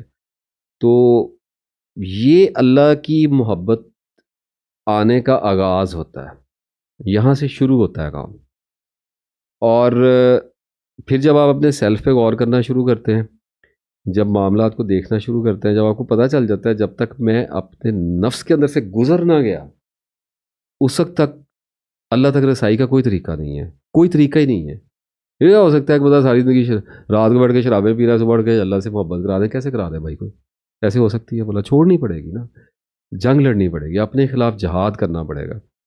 तो जब हम लॉजिकली हम कर क्या रहे हैं, हम गुनाहों से बचने की कोशिश कर रहे हैं, मुकम्मल तो नहीं बच सकते, लेकिन मेजॉरिटी को तो हम छोड़ने की कोशिश कर सकते हैं ना। तो जब आप कोशिश करना कम ज़्यादा कर देते हैं ना, तो आपकी एनर्जी बचने लग जाती है, जिस एनर्जी का मैं भी जिक्र करता हूँ। ये एनर्जी इसलिए बचती है कि आप जब गुनाहों में कम मुलव्वस होने का फ़ैसला करते हैं, मैं अगेन वार्न कर रहा हूँ, मुकम्मल नहीं, कम, जितना हो सके। बेशक फेलुअर के साथ हो, बेशक बार बार रिलैप्स हो रहे हों, लेकिन आप फैसला कर लेते हैं, तो आपकी डिज़ायर कम हो रही है बेसिकली। एक आदमी कहता है कि शराब अल्लाह तक पहुंचने के रास्ते में पत्थर है, रुकावट है, ज़िना रुकावट है, तो मैं नहीं करता। तो एक्चुअलिटी में तो उसने डिज़ायर छोड़ी है। तो दुनिया में तो जितने काफिर हैं या जितने अल्लाह से भागने वाले लोग, वो तो कहते हैं उठाओ पकड़ो, क्यों नहीं करना, सारा कुछ करो, दुनिया में मज़ा लेने के लिए है। तो एक आदमी ने कहा कि नहीं, मैं नहीं करना चाहता, मेरे फ़िलासफ़ी के हिसाब से, मेरे ईमान के हिसाब से ये मॉरल नहीं है, एथिकल नहीं है, तो मुझे अल्लाह की दोस्ती तक पहुँचना है, मैं नहीं ये काम करता। तो उसने डिज़ायर छोड़ी। डिज़ायर छोड़ने का मतलब ये है कि डिज़ायर की जितने भी थॉट्स का सेट था, इंगेजमेंट आनी थी उसकी, वो भी छोड़ दी, गया ही नहीं उस इंगेजमेंट में। शराब पीने का फैसला किया, आई डिज़ायर, कहाँ से लानी है, कब लानी है, कितने की लानी है, कितनी लानी है, कब बैठ के पीनी है, कहाँ बैठ के पीनी है, किसके साथ बैठ के पीनी है, कितनी पीनी है, कितनी रात गए तक पीनी है, किस कदर पीते रहना है, ये सारा कुछ उसकी इंगेजमेंट है। ये सब उस गुनाह के अंदर शामिल है। ये माइंड की इंगेजमेंट है, ये बर्निंग है थॉट की, ये एनर्जी का वेस्ट है। यही तो शैतान चाह रहा है कि आपको लगाए इस काम के अंदर ताकि आपकी एनर्जी ठुके, आपका बेड़ा गर्क हो। तो एक आदमी ने छोड़ दी, अब वो रात को एनर्जी कहाँ ज़ाया होनी है, तो क्या करेगा, कहेगा अच्छा खड़ा होकर नमाज पढ़ लेता हूँ, तो एनर्जी लग गई सही काम में। अब वेस्ट नहीं होगी, क्योंकि इबादत में लगा है तो सेल्फ स्टीम आएगा, गिल्ट की जगह पे सेल्फ स्टीम आएगा, तो एनर्जी बजाय वेस्ट होने के, बजाय एग्जॉस्शन आने के, एनर्जी रिफाइंड होकर और बढ़ेगी। अब बढ़ रही है सिक्योरिटी के साथ, यानी मुराकबों में या कोई किसी मंदिरों के अंदर खड़े हो गए नहीं, बढ़ रही है। अब वो नमाजों में और कुरान में बढ़ रही है, तो अकल तेज़ हो रही है, अकल तेज़ हो रही है, तो एनर्जीज का बहाव जो है वो अल्लाह ताला के बनाए हुए सिरातुल मुस्तकीम की तरफ बढ़ रहा है। तो इसका मतलब ये है कि जितना जितना वेस्ट ऑफ एनर्जी को कम करते चले जाएंगे, उतना उतना अपने एक्चुअलिटी में तन्हा होने का एहसास होता चला जाएगा। ये शायद बात आज आपको मेरी समझना है। जितना इल्म बढ़ेगा ना आपका, जब आप वेस्ट कम करेंगे, तो उस वेस्ट के नतीजे, कम होने के नतीजे में जो चीज़ अवेलेबल होगी वो टाइम है। उस टाइम में आप कुछ करने की कोशिश करेंगे पॉजिटिव, क्योंकि पॉजिटिव के लिए नेगेटिव को छोड़ा है ना, तो पॉजिटिव रह गया पीछे। अब पॉजिटिव को जब आप कुछ पढ़ेंगे, स्टडी करेंगे, तो आपका नॉलेज बढ़ेगा, गौर फिक्र करेंगे, इबादत करेंगे, हर चीज़ से नॉलेज ही अल्लाह के रास्ते में जाएंगे तो नॉलेज टनों के हिसाब से बढ़ता है, मेगा टनों के हिसाब से बढ़ रहा होता है। तो जब आप नॉलेज आपका बढ़ रहा होगा, जब आप लोगों के सामने उस नॉलेज को निकाल रहे होंगे, तो लोग तो चल रहे हैं निचले, आम तौर पे बात कर रहा हूँ, क्योंकि आपके पुराने लाइफस्टाइल के लोग वही थे जो आपको उस आपके वर्जन को जानते हैं। शराबी के शराबी दोस्त होते हैं, और क्या उसके वली दोस्त होने हैं। तो वो दोस्त तो उसके किसी उस बात को नहीं समझने जो के रह गए, वो तो अपनी एक्टिविटी में रह गए, तो उनको छोड़ दिया, तो तन्हाई का एक हिस्सा साथ ले आया। अच्छा, अब फिर अगर बीवी घर में थी तो उसके साथ बैठ के शराब में बातें करता होगा, या हराम कमाने की बातें करता होगा, वो भी उसके जैसी हो गई होगी, शॉपिंगें करती फिरती होगी, पैसे जोड़ती फिरती होगी, उसके काम का भी नहीं रहा, वहाँ से भी जवाब हो गया। तो रिश्ते नातों की शक्लें नजर आनी शुरू हो जाएंगी। अब बड़ा धोखा है जी। आपके इर्द गिर्द जो लोग होते हैं ना, उन्होंने आपकी बुराइयों के साथ कंप्रोमाइज़ किया होता है, वो आपको बता नहीं रहे होते हैं। तो इन्हों नहीं पता सानू ऐसी इन्हों की गई है। लोग गुस्सा करते हैं ना, लोग आपके शराब पीते, अगला मारेगा सर में पत्थर उठा के, क्या करें उसको, कुछ रोक लें, कुछ चुप कर जाएंगे, तो फिर बाकी रोकने वाले भी आखिरकार चुप ही कर दें। तो वो आपके एक तरह से पार्टनर इन क्राइम बने होते हैं, फिर आपसे कुछ बेनिफिट भी ले रहे होते हैं, जैसे हर घर की स्टोरी है। तो एक आदमी को अपना ऐप खुद नज़र आ गया, अब उसे छोड़ दिया। अब जो पीछे पार्टनर का काफिला था वो खड़ा रह गया अकेला, उसने कहा भाई ये क्या हो गया। अब वो अगले दिन लग गया नमाज पढ़ने, तो लोग उसका मजाक उड़ाने लग जाते हैं। तो बहुत से ऐसे मामला हो जाते हैं जिसकी वजह से जब इंसान अपनी ज़िंदगी का धारा बदलने की कोशिश करता है ना, तो वो तन्हाई का शिकार हो जाता है, लोनली हो जाता है, उसको अजियत होती है और उदासियाँ आती हैं। तो अब जब ये तन्हाइयाँ आती हैं, तो फिर इल्म बढ़ रहा होता है, तो फिर अल्लाह अगर बरकत दे दे, अल्लाह अपने दोस्तों को छोड़ता तो है नहीं, और दोस्ती के दर्जे होते हैं, घबराने वाली बातें कोई नहीं होती। कोई बहुत बड़े दोस्त होते हैं, कुछ छोटे दोस्त होते हैं, कोई नालायक दोस्त भी होते हैं, कुछ हडराम दोस्त भी होते हैं। उसको सारे दोस्त प्यारे हैं, उसे पता है इसकी कितनी कैपेसिटी है। शराबी को लेके चल रहे हैं ना एग्जाम्पल में, उस शराबी ने शराब छोड़ दी अल्लाह की दोस्ती के चक्कर में। अब उसने क्या वलायतें पानी, कौन से वजीफे चले, उसके लिए तो यही बड़ा जहाद हो गया, तो उसमें फंसा हुआ रोई जा रहा 24 घंटे। तो अल्लाह को उसे कितनी ज़्यादा मोहब्बत होगी, वो किसी कुतुब से भी ज़्यादा हो सकती है, कि अल्लाह उसके उसके इखलास को देख रहा है कि ये मेरी खातिर स्ट्रगल की थी, अपने आप से जंग लड़ रहा है, इसको अजियत हो रही है, बैठा हुआ है। इसके शराबी तो उसे गालियां दे रहे हैं कि तू आ, तू पी, तू क्यों छोड़ दी, तो अब हम तुझे बुलाएंगे नहीं, तो ये छोड़ के बैठ गया, उनको अकेला बैठा है, इसका वक्त नहीं गुजर रहा, तो डिप्रेशन में बैठा हुआ है, तो अल्लाह की रहमत उस पर छा जाती है। तो इसका मतलब ये है कि एक टाइम के बाद अल्लाह ताला उस पर करम करता ज़रूर है, ये मैं आपको बता दूँ। अल्लाह नहीं छोड़ता अपने दोस्त को, बेयारो मददगार नहीं छोड़ता, जवाब उतरते हैं, आसानी उतरती है, कुशाइश दी जाती है, मुअज़्ज़ज़ किया जाता है। ये ऐसे नहीं है कि हमेशा मार ही पड़ती रहेगी। तो उसे अपनी तन्हाइयाँ कबूल हो जाती हैं, आसान हो जाती हैं, उस पर किसी तरीके से गुजरनी, कई मामला हो जाते हैं। हर एक की ज़िंदगी का धारा अलग अलग है, बयान नहीं कर सकता ना। तो लेकिन होता है, ये काम एक ही तरह से है, जैसे बच्चे सबके अलग अलग हैं तो बच्चे ही है, ज़िंदगी सबकी अलग अलग है तो ज़िंदगी है, जिस्म सबके अलग अलग है तो जिस्म ही है, तो इकाई तो एक ही है। तो आखिरकार होता ये है कि उसे अपनी तन्हाई कबूल हो जाती है, और लोगों से तवक्कुआत पहले टूटती हैं, फिर सदमे होते हैं, फिर लोगों से तवक्कुआत कम होने लग जाती हैं। कोई जिस भी दर्जे पे खड़ा हुआ है, नॉलेज कम है ज़्यादा है, जब एक्चुअली अपने आप के खिलाफ स्ट्रगल का आगाज़ करता है ना, तो अल्लाह ताला उसको बड़ा ही ज़बरदस्त और बड़ा आलीशान इल्म अता करता है। तो जब लोगों से तवक्कुआत कम हो जाती है ना, और फिर ये निशानी उतर आती है कि लोगों का खुद गर्जी का रवैया, आंखें फेर लेने का रवैया, तंज करने वाला रवैया इंसान को वक्ती तौर पे तो परेशान करता है, लेकिन मुसलसल गमज़दा या सेल्फ सिंपैथी का शिकार ना करे तो निशानी आ जाती है। निशानी आती है कि ये बेनियाज़ी की पैदाइश होती है। अल्लाहुम्मा अक्फ़िनी बिहलालिका अन हरामिका वागनिनी बिफ़ज़लिका अम्मन सिवाका। अल्लाह ताला बेनियाज़ कर देता है, बेपरवाह कर देता है इंसान। इंसान कहता है नहीं कोई बोलता ना बोले, नहीं कोई मिलता ना मिले, अकेले बैठे हैं ना, बैठे रहेंगे, फिर क्या हो गया? कोई सुनने वाला नहीं है, ना हो, अल्लाह से बातें कर लेंगे। कोई जवाब नहीं आ रहा अल्लाह की तरफ से, बैठे रहेंगे चुप, तस्बीह फेर लेते हैं, कोई बात नहीं। मुश्किलें इतनी पड़ी मुझ पर कि आसान हो गई, तो वो आसान हो जाती है। और जब अल्लाह की तरफ से आसान होती है ना, अल्लाह की राह में आसान होती है, तो किसी सिफ़्त के साथ हुआ करती है। वो एक गरीब होगा, काफिर है, गरीब है, वो रह रह के हिप्पी जंकी बन बन के पुलों के नीचे नशे कर करके वो भी बेनियाज हो जाता है। ये बेनियाजी नहीं होती, ये तो सिनिक होता है। सिनकी सनकी खिसका हुआ होता हो जाता है बंदा, परवाह ही खत्म हो जाती है, बेइज्जत हो जाता है। और वो लोगों ने ट्राई नहीं किया मलामतिया, अब एक नई बहस में जाने लगा था, फिसलने लगा था, रुक गया हूँ। तो बहर वो अल्लाह के रास्ते में आया है तो एतमाद दिया जाएगा, फरासत दी जाएगी, हिकमत दी जाएगी, दनाई दी जाएगी, मुअज़्ज़ज़ किया जाएगा। क्या होगा? बेनियाज कर दिया जाएगा, शान बेनियाजी अता कर दी जाएगी, इत्मीनान पा जाएगा अपनी सोहबत में। अकेला बैठा हुआ, वक्त गुजर रहा है, बेचैनी आ रही, कोई बात नहीं, डिप्रेशन नहीं आने देगा अल्लाह ताला उसको। और जब इस जगह पे इंसान पहुंचता है तब करना क्या है? फिर आती है अल्लाह ताला की याद। अल्लाह की याद आया करती है, उतरा करती है। इसे पैदा नहीं किया जाता, इसे बनाया नहीं जा सकता, इसे खुद अपनी तरफ से चलाया नहीं जाता। ये तीर ऊपर से चला करता है, और वो फिर उतरती है याद दिल में। अल्लाह तन्हाई में खुद ब खुद याद आता है, खुद ब खुद याद आता है।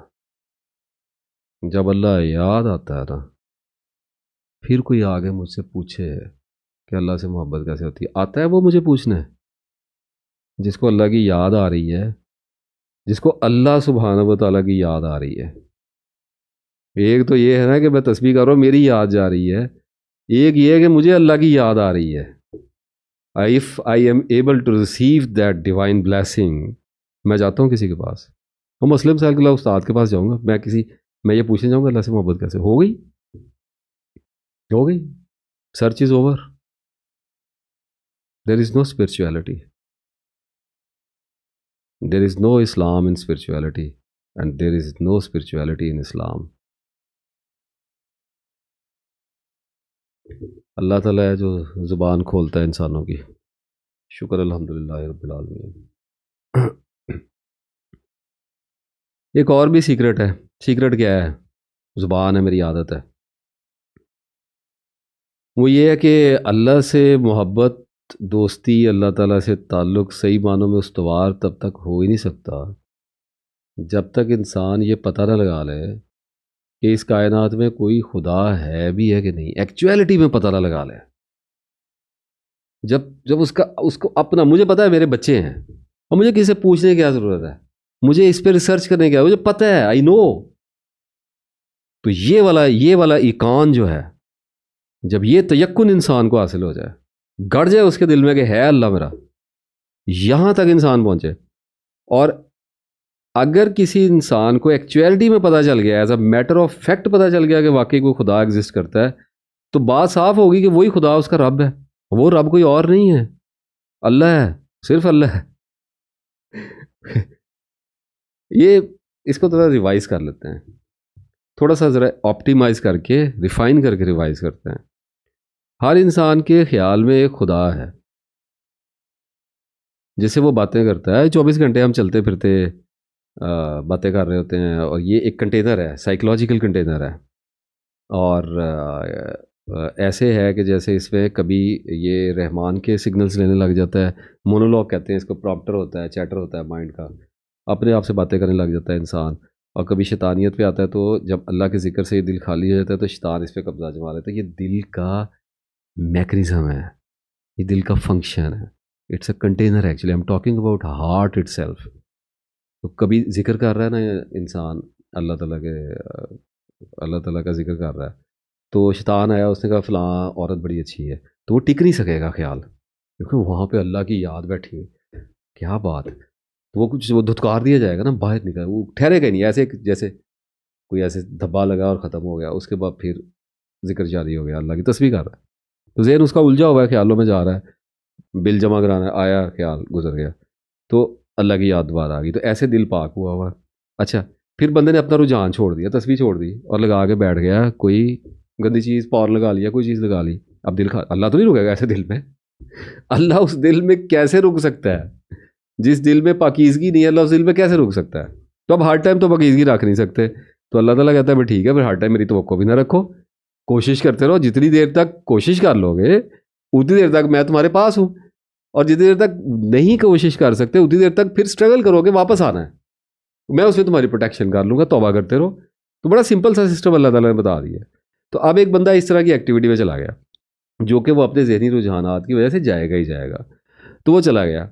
अब जब वहाँ गया तो शैतान आ गया, तो अब वही कंटेनर है, कंटेनर वही है, लेकिन उसमें फोर्स ईवल आ गई है, और उसने प्रॉम्प्टर पकड़ लिया है। Prompter is basically it's a dialogue where they whisper you, यानी एंजल्स, मलिक्स, अब ईवल्स, अब हम तो नहीं जानते इनकी हकीकत क्या है, यहाँ से जाके अक्ल जो है वो गुमान की हदों में दाखिल होती है, और मैं यहाँ पे कहा करता हूँ मेरा महज अंदाज़ा है, इट्स मियर आइडिया है कि किफ़ायत करता है। और तो अब इसकी कहाँ से लेके आए एक्सप्लेनेशन, कि वो ऐसे है कि आप यूँ समझिए, यहाँ पे एक तार है, कॉर्ड है एक, जो माइंड में जा रही है, न्यूरोटिक हो सकती है, न्यूरोलॉजिकल कनेक्शन हो सकता है, क्योंकि ब्लड का भी होगा, क्योंकि शैतान को खून में रगों की तरह दौड़ने फिरने का भी कहा गया। आई डोंट नो एक्चुअलिटी, सो हमें नज़र ही नहीं आता, नॉन एग्जिस्टेंशियल बात कर रहे हैं इस टाइम।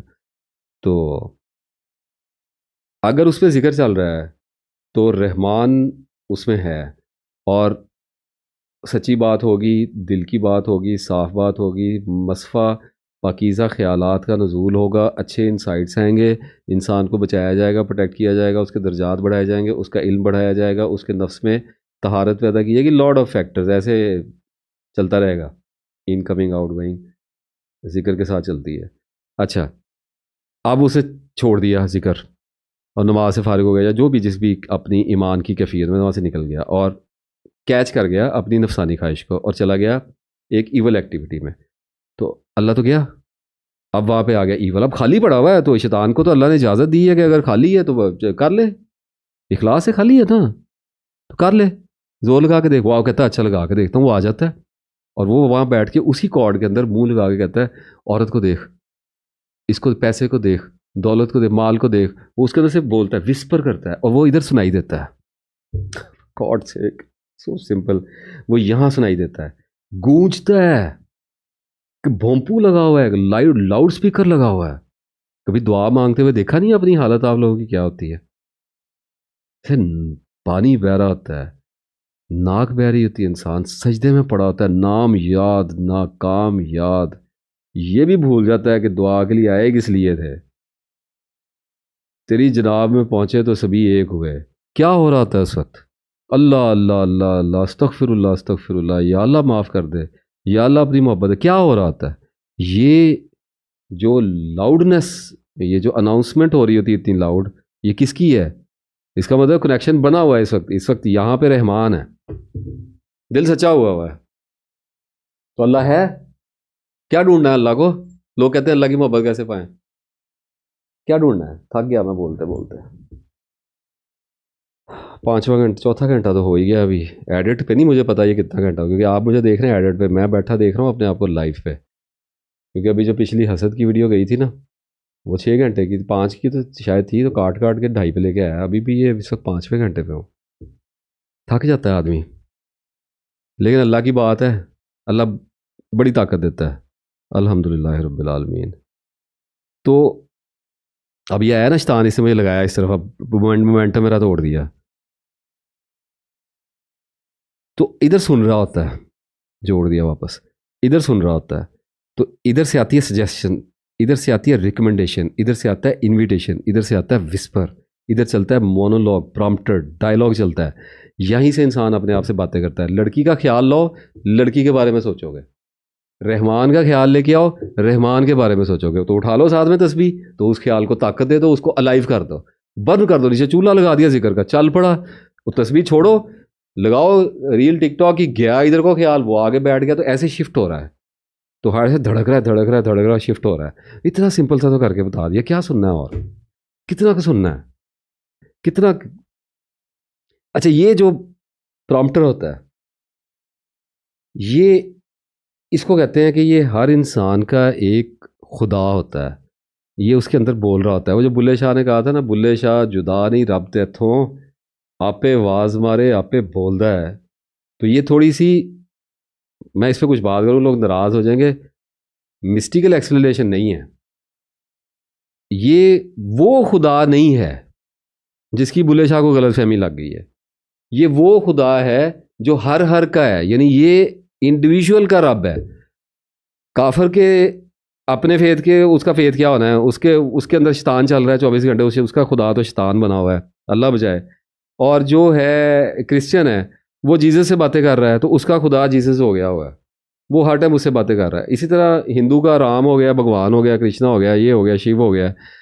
इसी तरह से बुद्धिस्ट का महात्मा हो गया, और फिर मुसलमान का अल्लाह हो गया। तो वो कहते हैं अल्लाह, या अल्लाह मदद कर दे, या अल्लाह ये हमारे देना चाह रहा है। लेकिन जब इंसान अपने रुझान को पलटता है या अपने नफ्स को पलटता है, तो वो इस खुदा को अबेंडन कर देता है, यानी अपनी सोच के प्रॉम्प्टर का रुख चेंज कर देता है। अब वो कोई खुदा खुदा नहीं कर रहा, वो कह रहा है पॉर्न देख लो, वो कह रहा है आगे इतने थके हुए हैं, ज़िंदगी में कोई खुशी मिली नहीं है, इस लड़की को फंसा लो, ये कर लो, वो कर। अब ये अल्लाह अल्लाह नहीं कर रहा, अब ये जीसस जीसस नहीं कर रहा, अब इसने शिफ्ट चेंज कर दी है।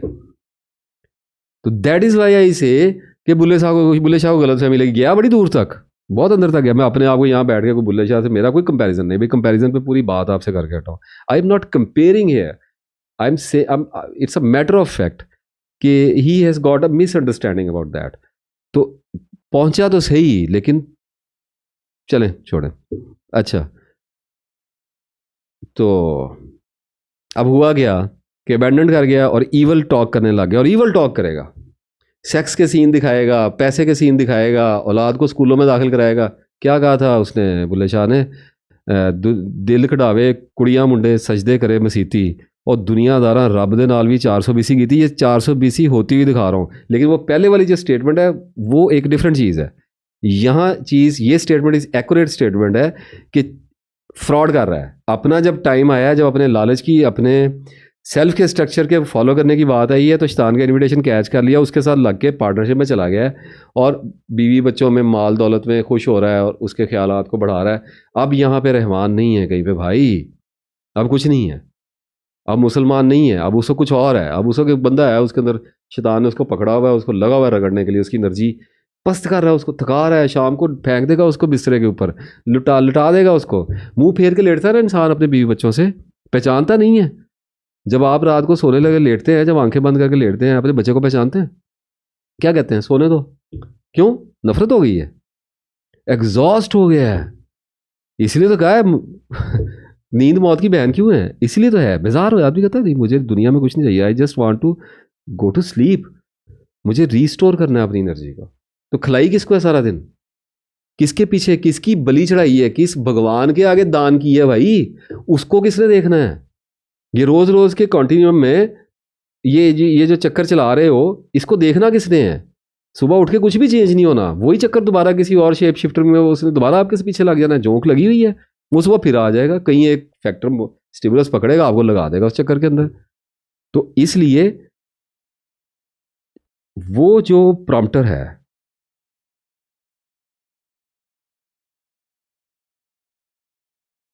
वो प्रॉम्प्टर जो है वो, इसका मतलब है कि सब ने अपना अपना कोई रब बनाया हुआ है, अपने स्ट्रक्चर, कल्चर, अपने रिलीजन, जहाँ पे बाई बर्थ पैदा हो गए, बाई चॉइस हो गए, जो भी कहते हैं, मुसलमान हो गया, हिंदू हो गया, अल्लाह को जब यूज़ करने का टाइम आता है अपने इमोशनल ट्रॉमा वगैरह के लिए, अपने ग्रीड के लिए यूज़ कर लेते हैं। बहरहाल एक हद तक जो कि हमारा दीन सच्चा है, अल्हम्दुलिल्लाह सच्चा है, तो अल्लाह की बड़ी मेहरबानी ये है कि अल्लाह ऐसी चीज़ों को भी कबूल करता है। तो ये अल्लाह की मेहरबानी है, लेकिन मैं आपको मैकेनिक खोल के दिखा रहा हूँ कि ये सबसे लोएस्ट दर्जा है। इसे ऊपर तू ही नादा चंद कलियों पर किनात कर गया, वरना गुलशन में इलाजे तंगी दामा भी था, है है।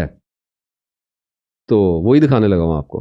तो इसका मतलब यहाँ तक हम पहुँच गए, and I am very hopeful कि आप एग्री कर गए कि हम सबका कोई ना कोई रब है, वो अपने अपने इल्म, अपने अपने ब्रॉटअप के हिसाब से डिफरेंट डिफरेंट है, और हम उसको अपने अपने तौर पे इस्तेमाल करते हैं।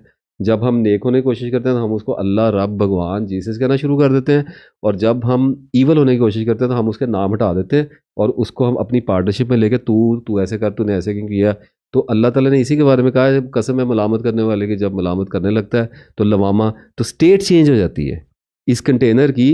ये जो इसके अंदर डाला हुआ है, इसकी स्टेट ऑफ लिविंग चेंज हो जाती है। एकदम ये रहमान का घर है, यहाँ से आ रहा है, और एकदम जो है ये शैतान का घर बन जाता है।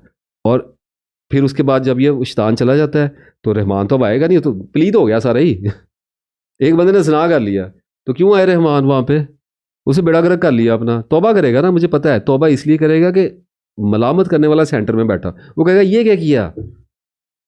स्ट्रक्चर आपको दिखा रहा हूँ सेल्फ का, तो वो स्टेट चेंज कर लेगा, वो कहेगा ये क्या किया, पछतावा होना शुरू, तौबा कर, जब तौबा करेगा फिर उसको ऊपर चढ़ना पड़ेगा, तौबा करनी पड़ेगी, अल्लाह ताला के साथ दोबारा कनेक्शन करना पड़ेगा। रहमान की मेहरबानी है, वो फिर जिक्र की इजाज़त दे देता है, वो कहता है अच्छा तू बेवकूफ़ है तो पढ़ ले, तो वो फिर याद करना शुरू करता है। तो फिर ये इस तरह, और हर जो नाफरमानी है और सरकशी है, वो इंसान की सोल में एक छेद करती रहती है, जैसे शॉट, जैसे बुलेट शॉट हो रही होती है ना। गुनाह कर लिया, हज़रत अली रज़ी अल्लाह ताला अन्हु से मंसूब एक रिवायत याद आती है। फरमाया कि बीमारी की मिसाल कपड़े की मानंद है, कि जब वो मैला हो जाता है तो उसको धोया जाता है और वो साफ़ तो हो जाता है, लेकिन हर धुलाई के साथ साथ उसकी उम्र कम होती रहती है, यहाँ तक कि वो पतला और बारीक और खस्ता होके फट जाया करता है। ये काम होता है हुज़ूर। धुलाई होती है लेकिन अकल करनी होती है। तौबा का दर मौत तक खुला हुआ है, लेकिन इम्प्रूव करना होता है। हर तौबा के बाद अपने आप को एक दर्जा और ऊपर चढ़ाना होता है, कि अब की बार गिरूंगा ना तो किसी ऊपर वाले वार पे गिरूं, एक ही वार से बार बार ना गिरता चला जाऊं। और जब तक एक ही वार से बार बार गिर रहे हैं, गिरते हैं हम लोग गिरते हैं, एक ही वार से भी गिरते हैं, लेकिन उस वक्त तक इस फैक्ट को अंडरस्टैंड करना होता है कि मैं एडिक्टेड हूँ, मैं इस गुनाह के अंदर मुलव्वस हूँ, मैं इसकी रिपीटिशन, इसके कॉन्टिन्यूम का शिकार हो गया हूँ, और मुझे इसमें से निकलने के लिए जोर लगाना है। अवेयर रहना होता है, बहाना नहीं तराशना होता उसका। इस स्टेट में तो कम से कम रहना होता है। तो बहरहाल तो इसके अलावा ये जो मैंने आपको ज़हनी तसव्वुर बताया है खुदा का, जो हर इंसान का अपना अपना बनाया हुआ होता है, इस ज़हनी तसव्वुर के अलावा हमारे हाथ में और कुछ भी नहीं है। इस ज़हनी तसव्वुर को हम अपने अपने मज़ाहब के लिहाज से जो हमें डाटा दस्तियाब होता है, इल्म दस्तियाब हुआ करता है, उसकी मदद से पुख्ता किया करते हैं। हिंदू का रब है, खुदा है, और वो भगवान को कृष्णा को मानता है, तो वो अपने कल्चर के हिसाब से मान रहा है।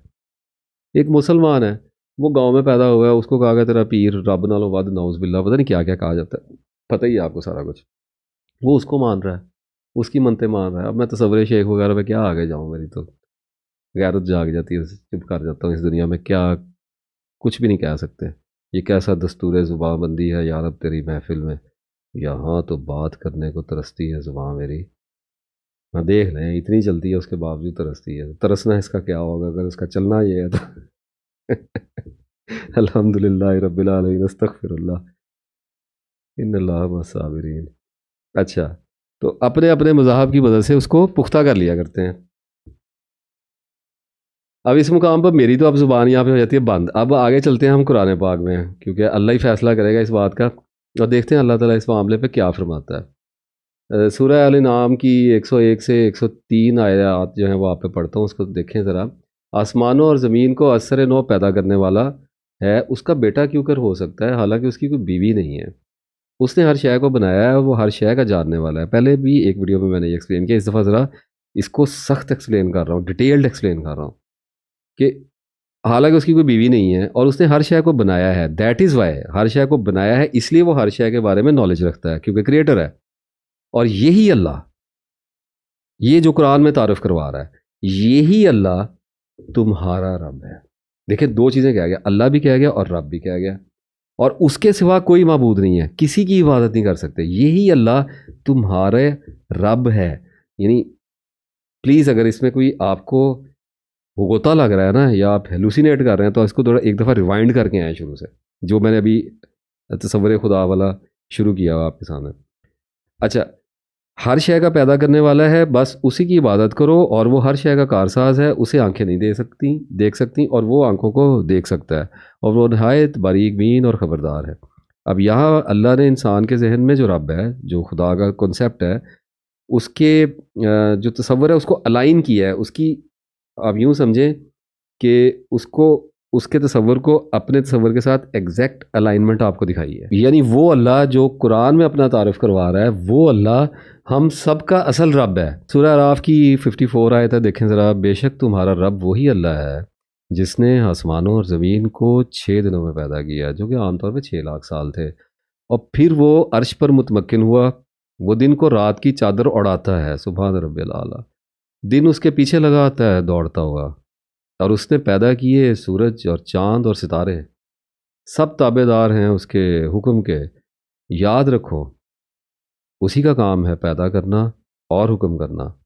बड़ी बरकत वाला है अल्लाह, जो रब है सारे जहानों का। वो अल्लाह जो रब है सारे जहानों का और इसका नासिर इफ्तिखार का, ये अल्लाह, वो जो अर्श पे मुतमक्कन होता है, वो जो दिन और रात को 6 दिनों में बनाता है, वो जो रात को वो जो दिन को रात की चादर उड़ाता है, वो जो दिन को उसके पीछे लगाता है रात के, वो जिसने पैदा किए हैं सूरज चाँद और सितारे, वो अल्लाह रब है। पूछें ज़रा ईसाई से, उसका ये अल्लाह रब है? पूछें ज़रा उससे। और उसे बुद्ध बुद्ध से पूछें, किसी से, किसी हिंदू से पूछें। और सूरह यूनुस की तीसरी आयत देखें। बिलाशुबा तुम्हारा रब अल्लाह ही है, जिसने आसमानों और ज़मीन को 6 रोज़ में पैदा कर दिया, फिर अर्श पर कायम हुआ। वो हर काम की तदबीर करता है, उसकी इजाज़त के बगैर कोई उसके पास सिफारिश करने वाला नहीं। ऐसा अल्लाह तुम्हारा रब है और तुम्हारा रब है, ऐसा अल्लाह। सो तुम उसी की इबादत किया करो, क्या तुम फिर भी नसीहत नहीं पकड़ते? और सूरह दुखान आयत 8। उसके सिवा कोई माबूद नहीं, वही जिंदा करता है, वही मारता है, वही तुम्हारा रब है और तुम्हारे अगले बाप दादों का। और सूरह आले इमरान में 51 में फरमाया, बेशक मेरा और तुम्हारा रब अल्लाह ही है, तुम सब उसी की इबादत करो, यही सीधी राह है। सूरह मोमिनून की आयत है 52। यकीनन तुम्हारा यह दीन एक ही दीन है और मैं ही तुम सब का रब हूं, बस तुम मुझसे डरते रहो। और सूरह बकरा देखिए आयत 139 में फरमाया, आप कह दीजिए क्या तुम हमसे अल्लाह के बारे में झगड़ते हो, जो हमारा और तुम्हारा रब है। हमारे लिए हमारे कैसी दलील है, क्या डिवाइन एविडेंस है। हमारे लिए हमारे अमाल हैं और तुम्हारे लिए तुम्हारे अमाल, हम तो उसी के लिए मुखलिस हैं। यही अल्लाह हमारा रब है ना। तो पता कर लिया आपने कि उसने सूरज को रोशन क्यों बनाया है? चाँद को मुनव्वर क्यों किया है, चाँद की मंजिलें मुकर्रर करना क्या होता है, बरसों का शुमार हिसाब मालूम करना इंसान को उसने कैसे सिखाया है। क्या आपने ये सारा कुछ पता कर लिया कि ज़मीन और आसमान को 6 दिनों में कैसे पैदा किया? सब कुछ आ गया हुआ है, सब कुछ पड़ा है। यूट्यूब, बोलने वाले बोल ही जा रहे हैं, लगा हुआ ना एक बोलने वाला, पर है लाखों करोड़ों बोलने वाले लगे हुए हैं और सुनने वाले कम पड़ गए हैं, बोलने वाले ज़्यादा हो गए हैं। इतना इतना इल्म को वाफर कर दिया हुआ है, चश्मे खोल दिए हैं नॉलेज के, फरात खुल गए हैं नॉलेज के। तो पता लग गया है क्या?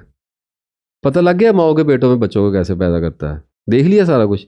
पता लग गया है सूरह काफ में वो कैसे सुलाता है असाबे काफ को? पता लग गया है सूरह यूसुफ अलैहिस्सलाम की तफसीर का एक्चुअलिटी में पता लग गया हुआ है। सूरह रात आयत 12 और 13 वही है जो तुम्हें खौफ या उम्मीद दिलाने के लिए बिजली दिखाता और भारी बादलों को उठाता है और रात यानी गरज जिसको कहते हैं उसकी पाकी के साथ उसकी तारीफ बयान करता है। रेन सिस्टम पढ़ लिए, क्लाउड सिस्टम क्या पढ़ लिए हैं क्या?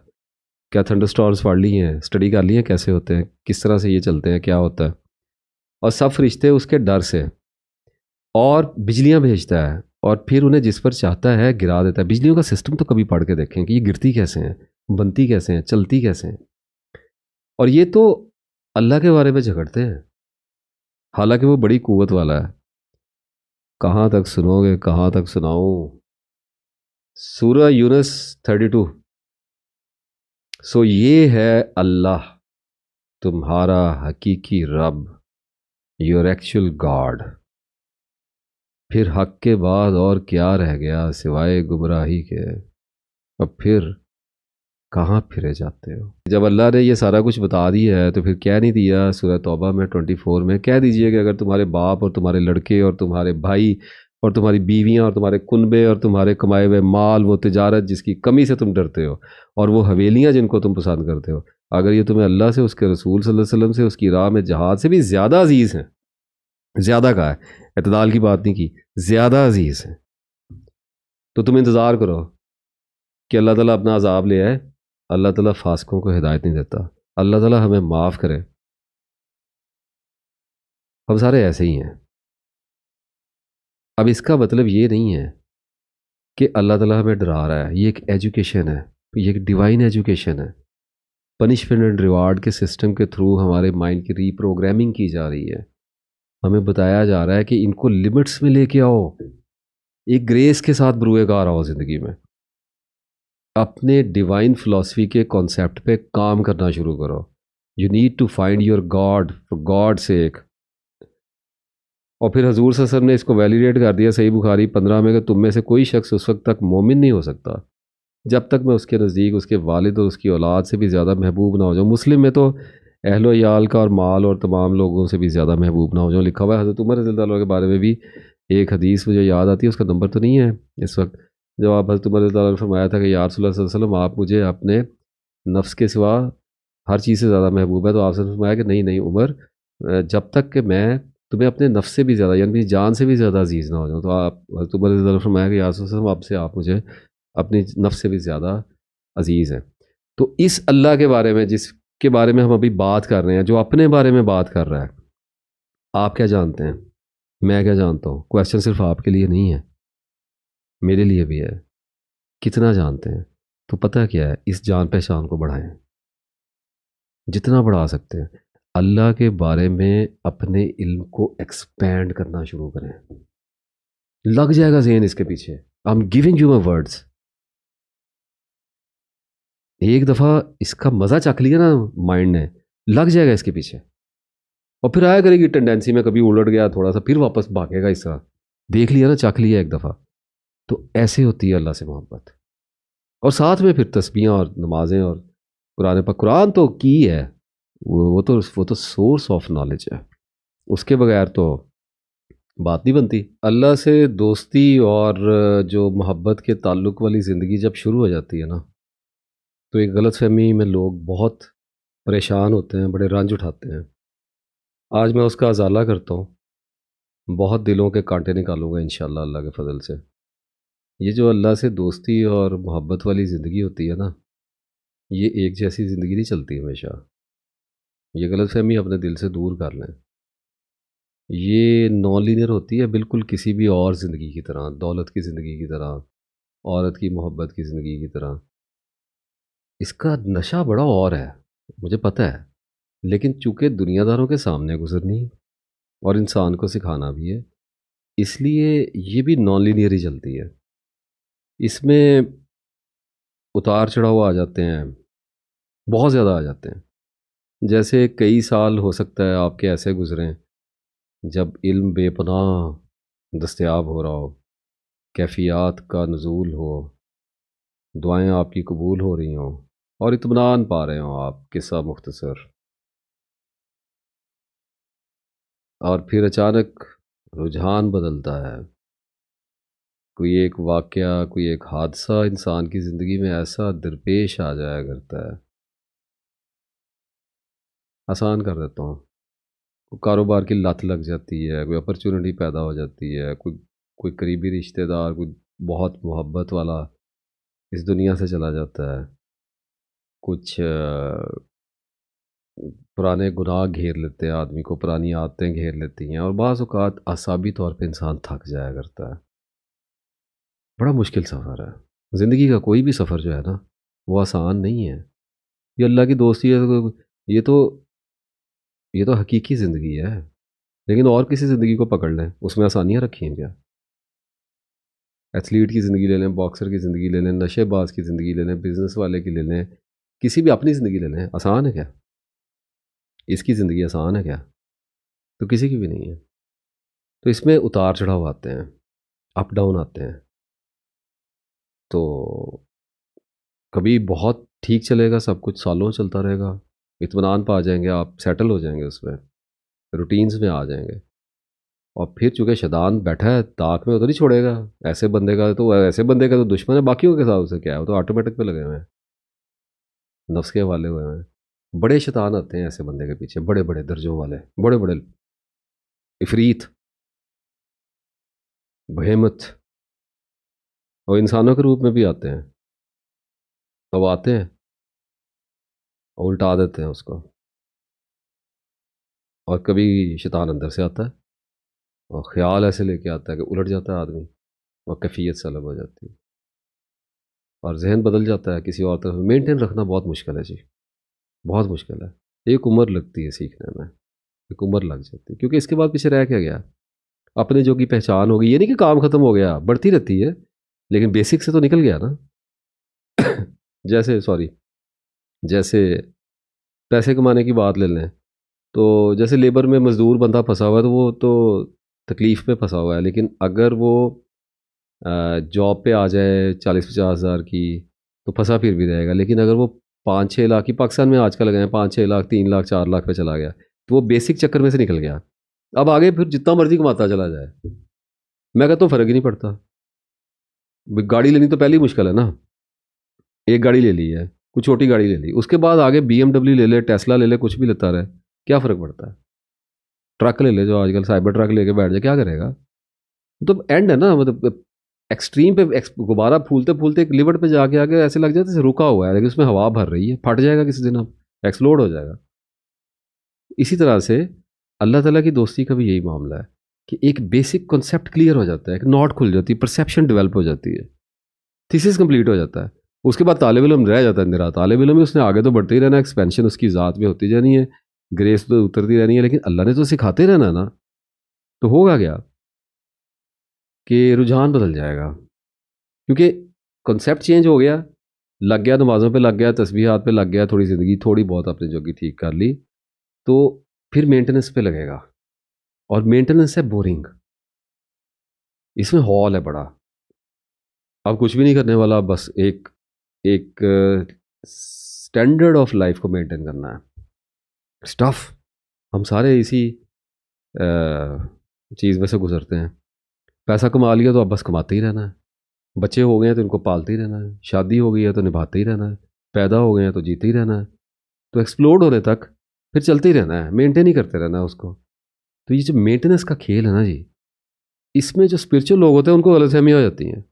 वो कहते हैं एक दफ़ा 3-4 भी साल गुजार गए, अब पीछे वापस कौन भेजेगा? तो अल्लाह कहता है अच्छा, इत्मीनान पा गए हो, तो इसे कहते हैं नेकी का तकब्बर आ गया, पाकीज़गी का तकब्बर आ गया। बड़ा ये सॉफ्ट तकब्बर होता है, वो इबादत का तकब्बर नहीं बात कर रहा, वो और होता है। वो तो सख्ती होती है, उसमें नज़र आ रही होती है। ये जो तसव्वुफ़ का तकब्बर होता है ना, रूहानियत का तकब्बर, ये बड़ा मुहीन, बड़ा ट्रांसपेरेंट सा होता है, नज़र नहीं आ आपको क्या पता? अल्लाह मुझे बचाए, आपको क्या पता मैं किस तकब्बर में बैठा हूँ? और कुछ ना कुछ, हाँ, किसी ना किसी दर्जे में हर इंसान में चल ही रहा होता है। मुकम्मल निजात नहीं है किसी को, अल्लाह दे तो, अल्लाह दे। तो वो फिर अल्लाह कहता है, अच्छा अभी मेरा बंदा है, मुझसे बड़ी मोहब्बत करता है, ये तो बड़े इत्मीनान में बैठा हुआ है, इसको तो दो ज़रा 440 वोल्ट एक मारो, देखते हैं ज़रा क्या करता है। तो 440 वोल्ट उसके लिए क्या है? अब पता है कि ये जो है ना, औरत को कर गया स्केल, नहीं आएगा उसके नरगे में, इल्म आ गया इसके पास, या दौलत के पीछे नहीं भागेगा, कर गया, इल्म से कर गया, इसको कवर कर गया इसको। तो फिर क्या करेगा अल्लाह ताला? कैफियत छीन लेता है, अब बोरिंग कर देता है, ड्राई कर देता है, ब्लैक एंड वाइट हो गया सारा कुछ। कोई खलजान आ जाएगा, कोई परेशानी आ जाएगी, कुछ वसवसा लग जाएगा पीछे, कुछ भी हो जाएगा। और बंदे फिर चीख चीख पड़ते हैं। फिर बंदे, औरतें आते हैं मुझे फ़ोन, बड़े बड़े फ़ोन आते हैं, 40 साल हो गए पढ़ते हुए, तंग आ गए, मारे गए, कुछ नहीं होता अभी। मैंने कहा क्या होना क्या है? क्या मतलब आसमान से कोई लिफ्ट उतरनी, क्या करना है? कुछ भी नहीं होना, मेंटेन करो, वापस आओ।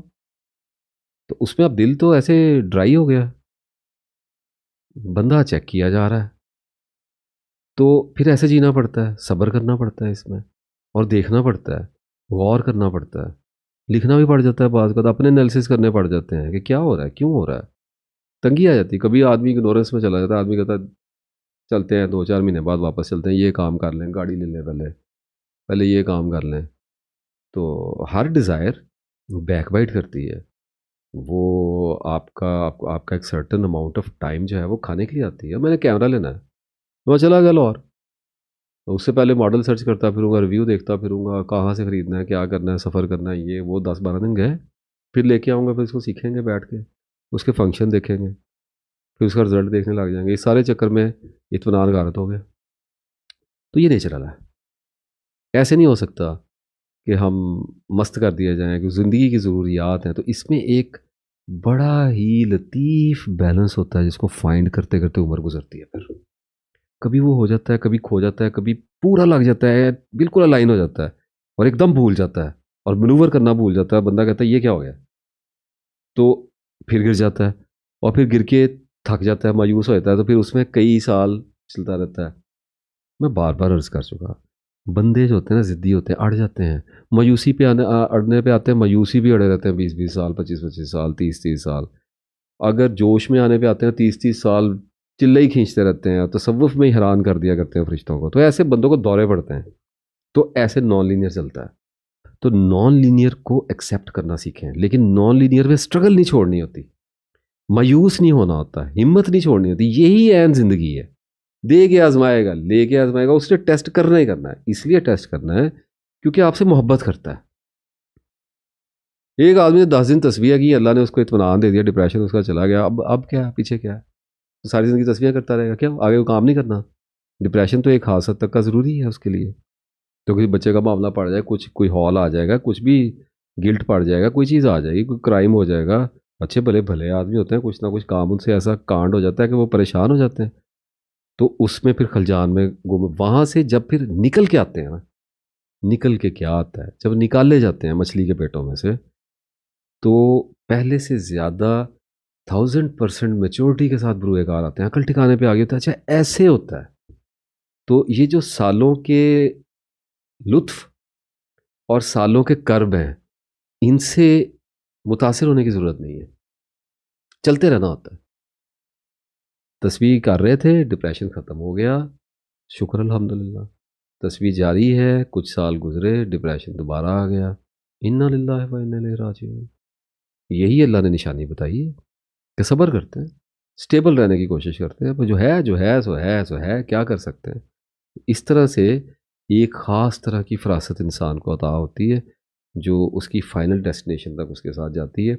और ये अल्लाह ताला के करम, उसकी अता पर मुनहसर है, और कोशिश करने वाले की कोशिश को देखा जाता है। और आम तौर पे असूल ये है कि इंसान को पता है, बंदे को पता है कि वो सुस्त है, काहिल है, निकम्मा है। एक नुक्ते च गल मुकदी है।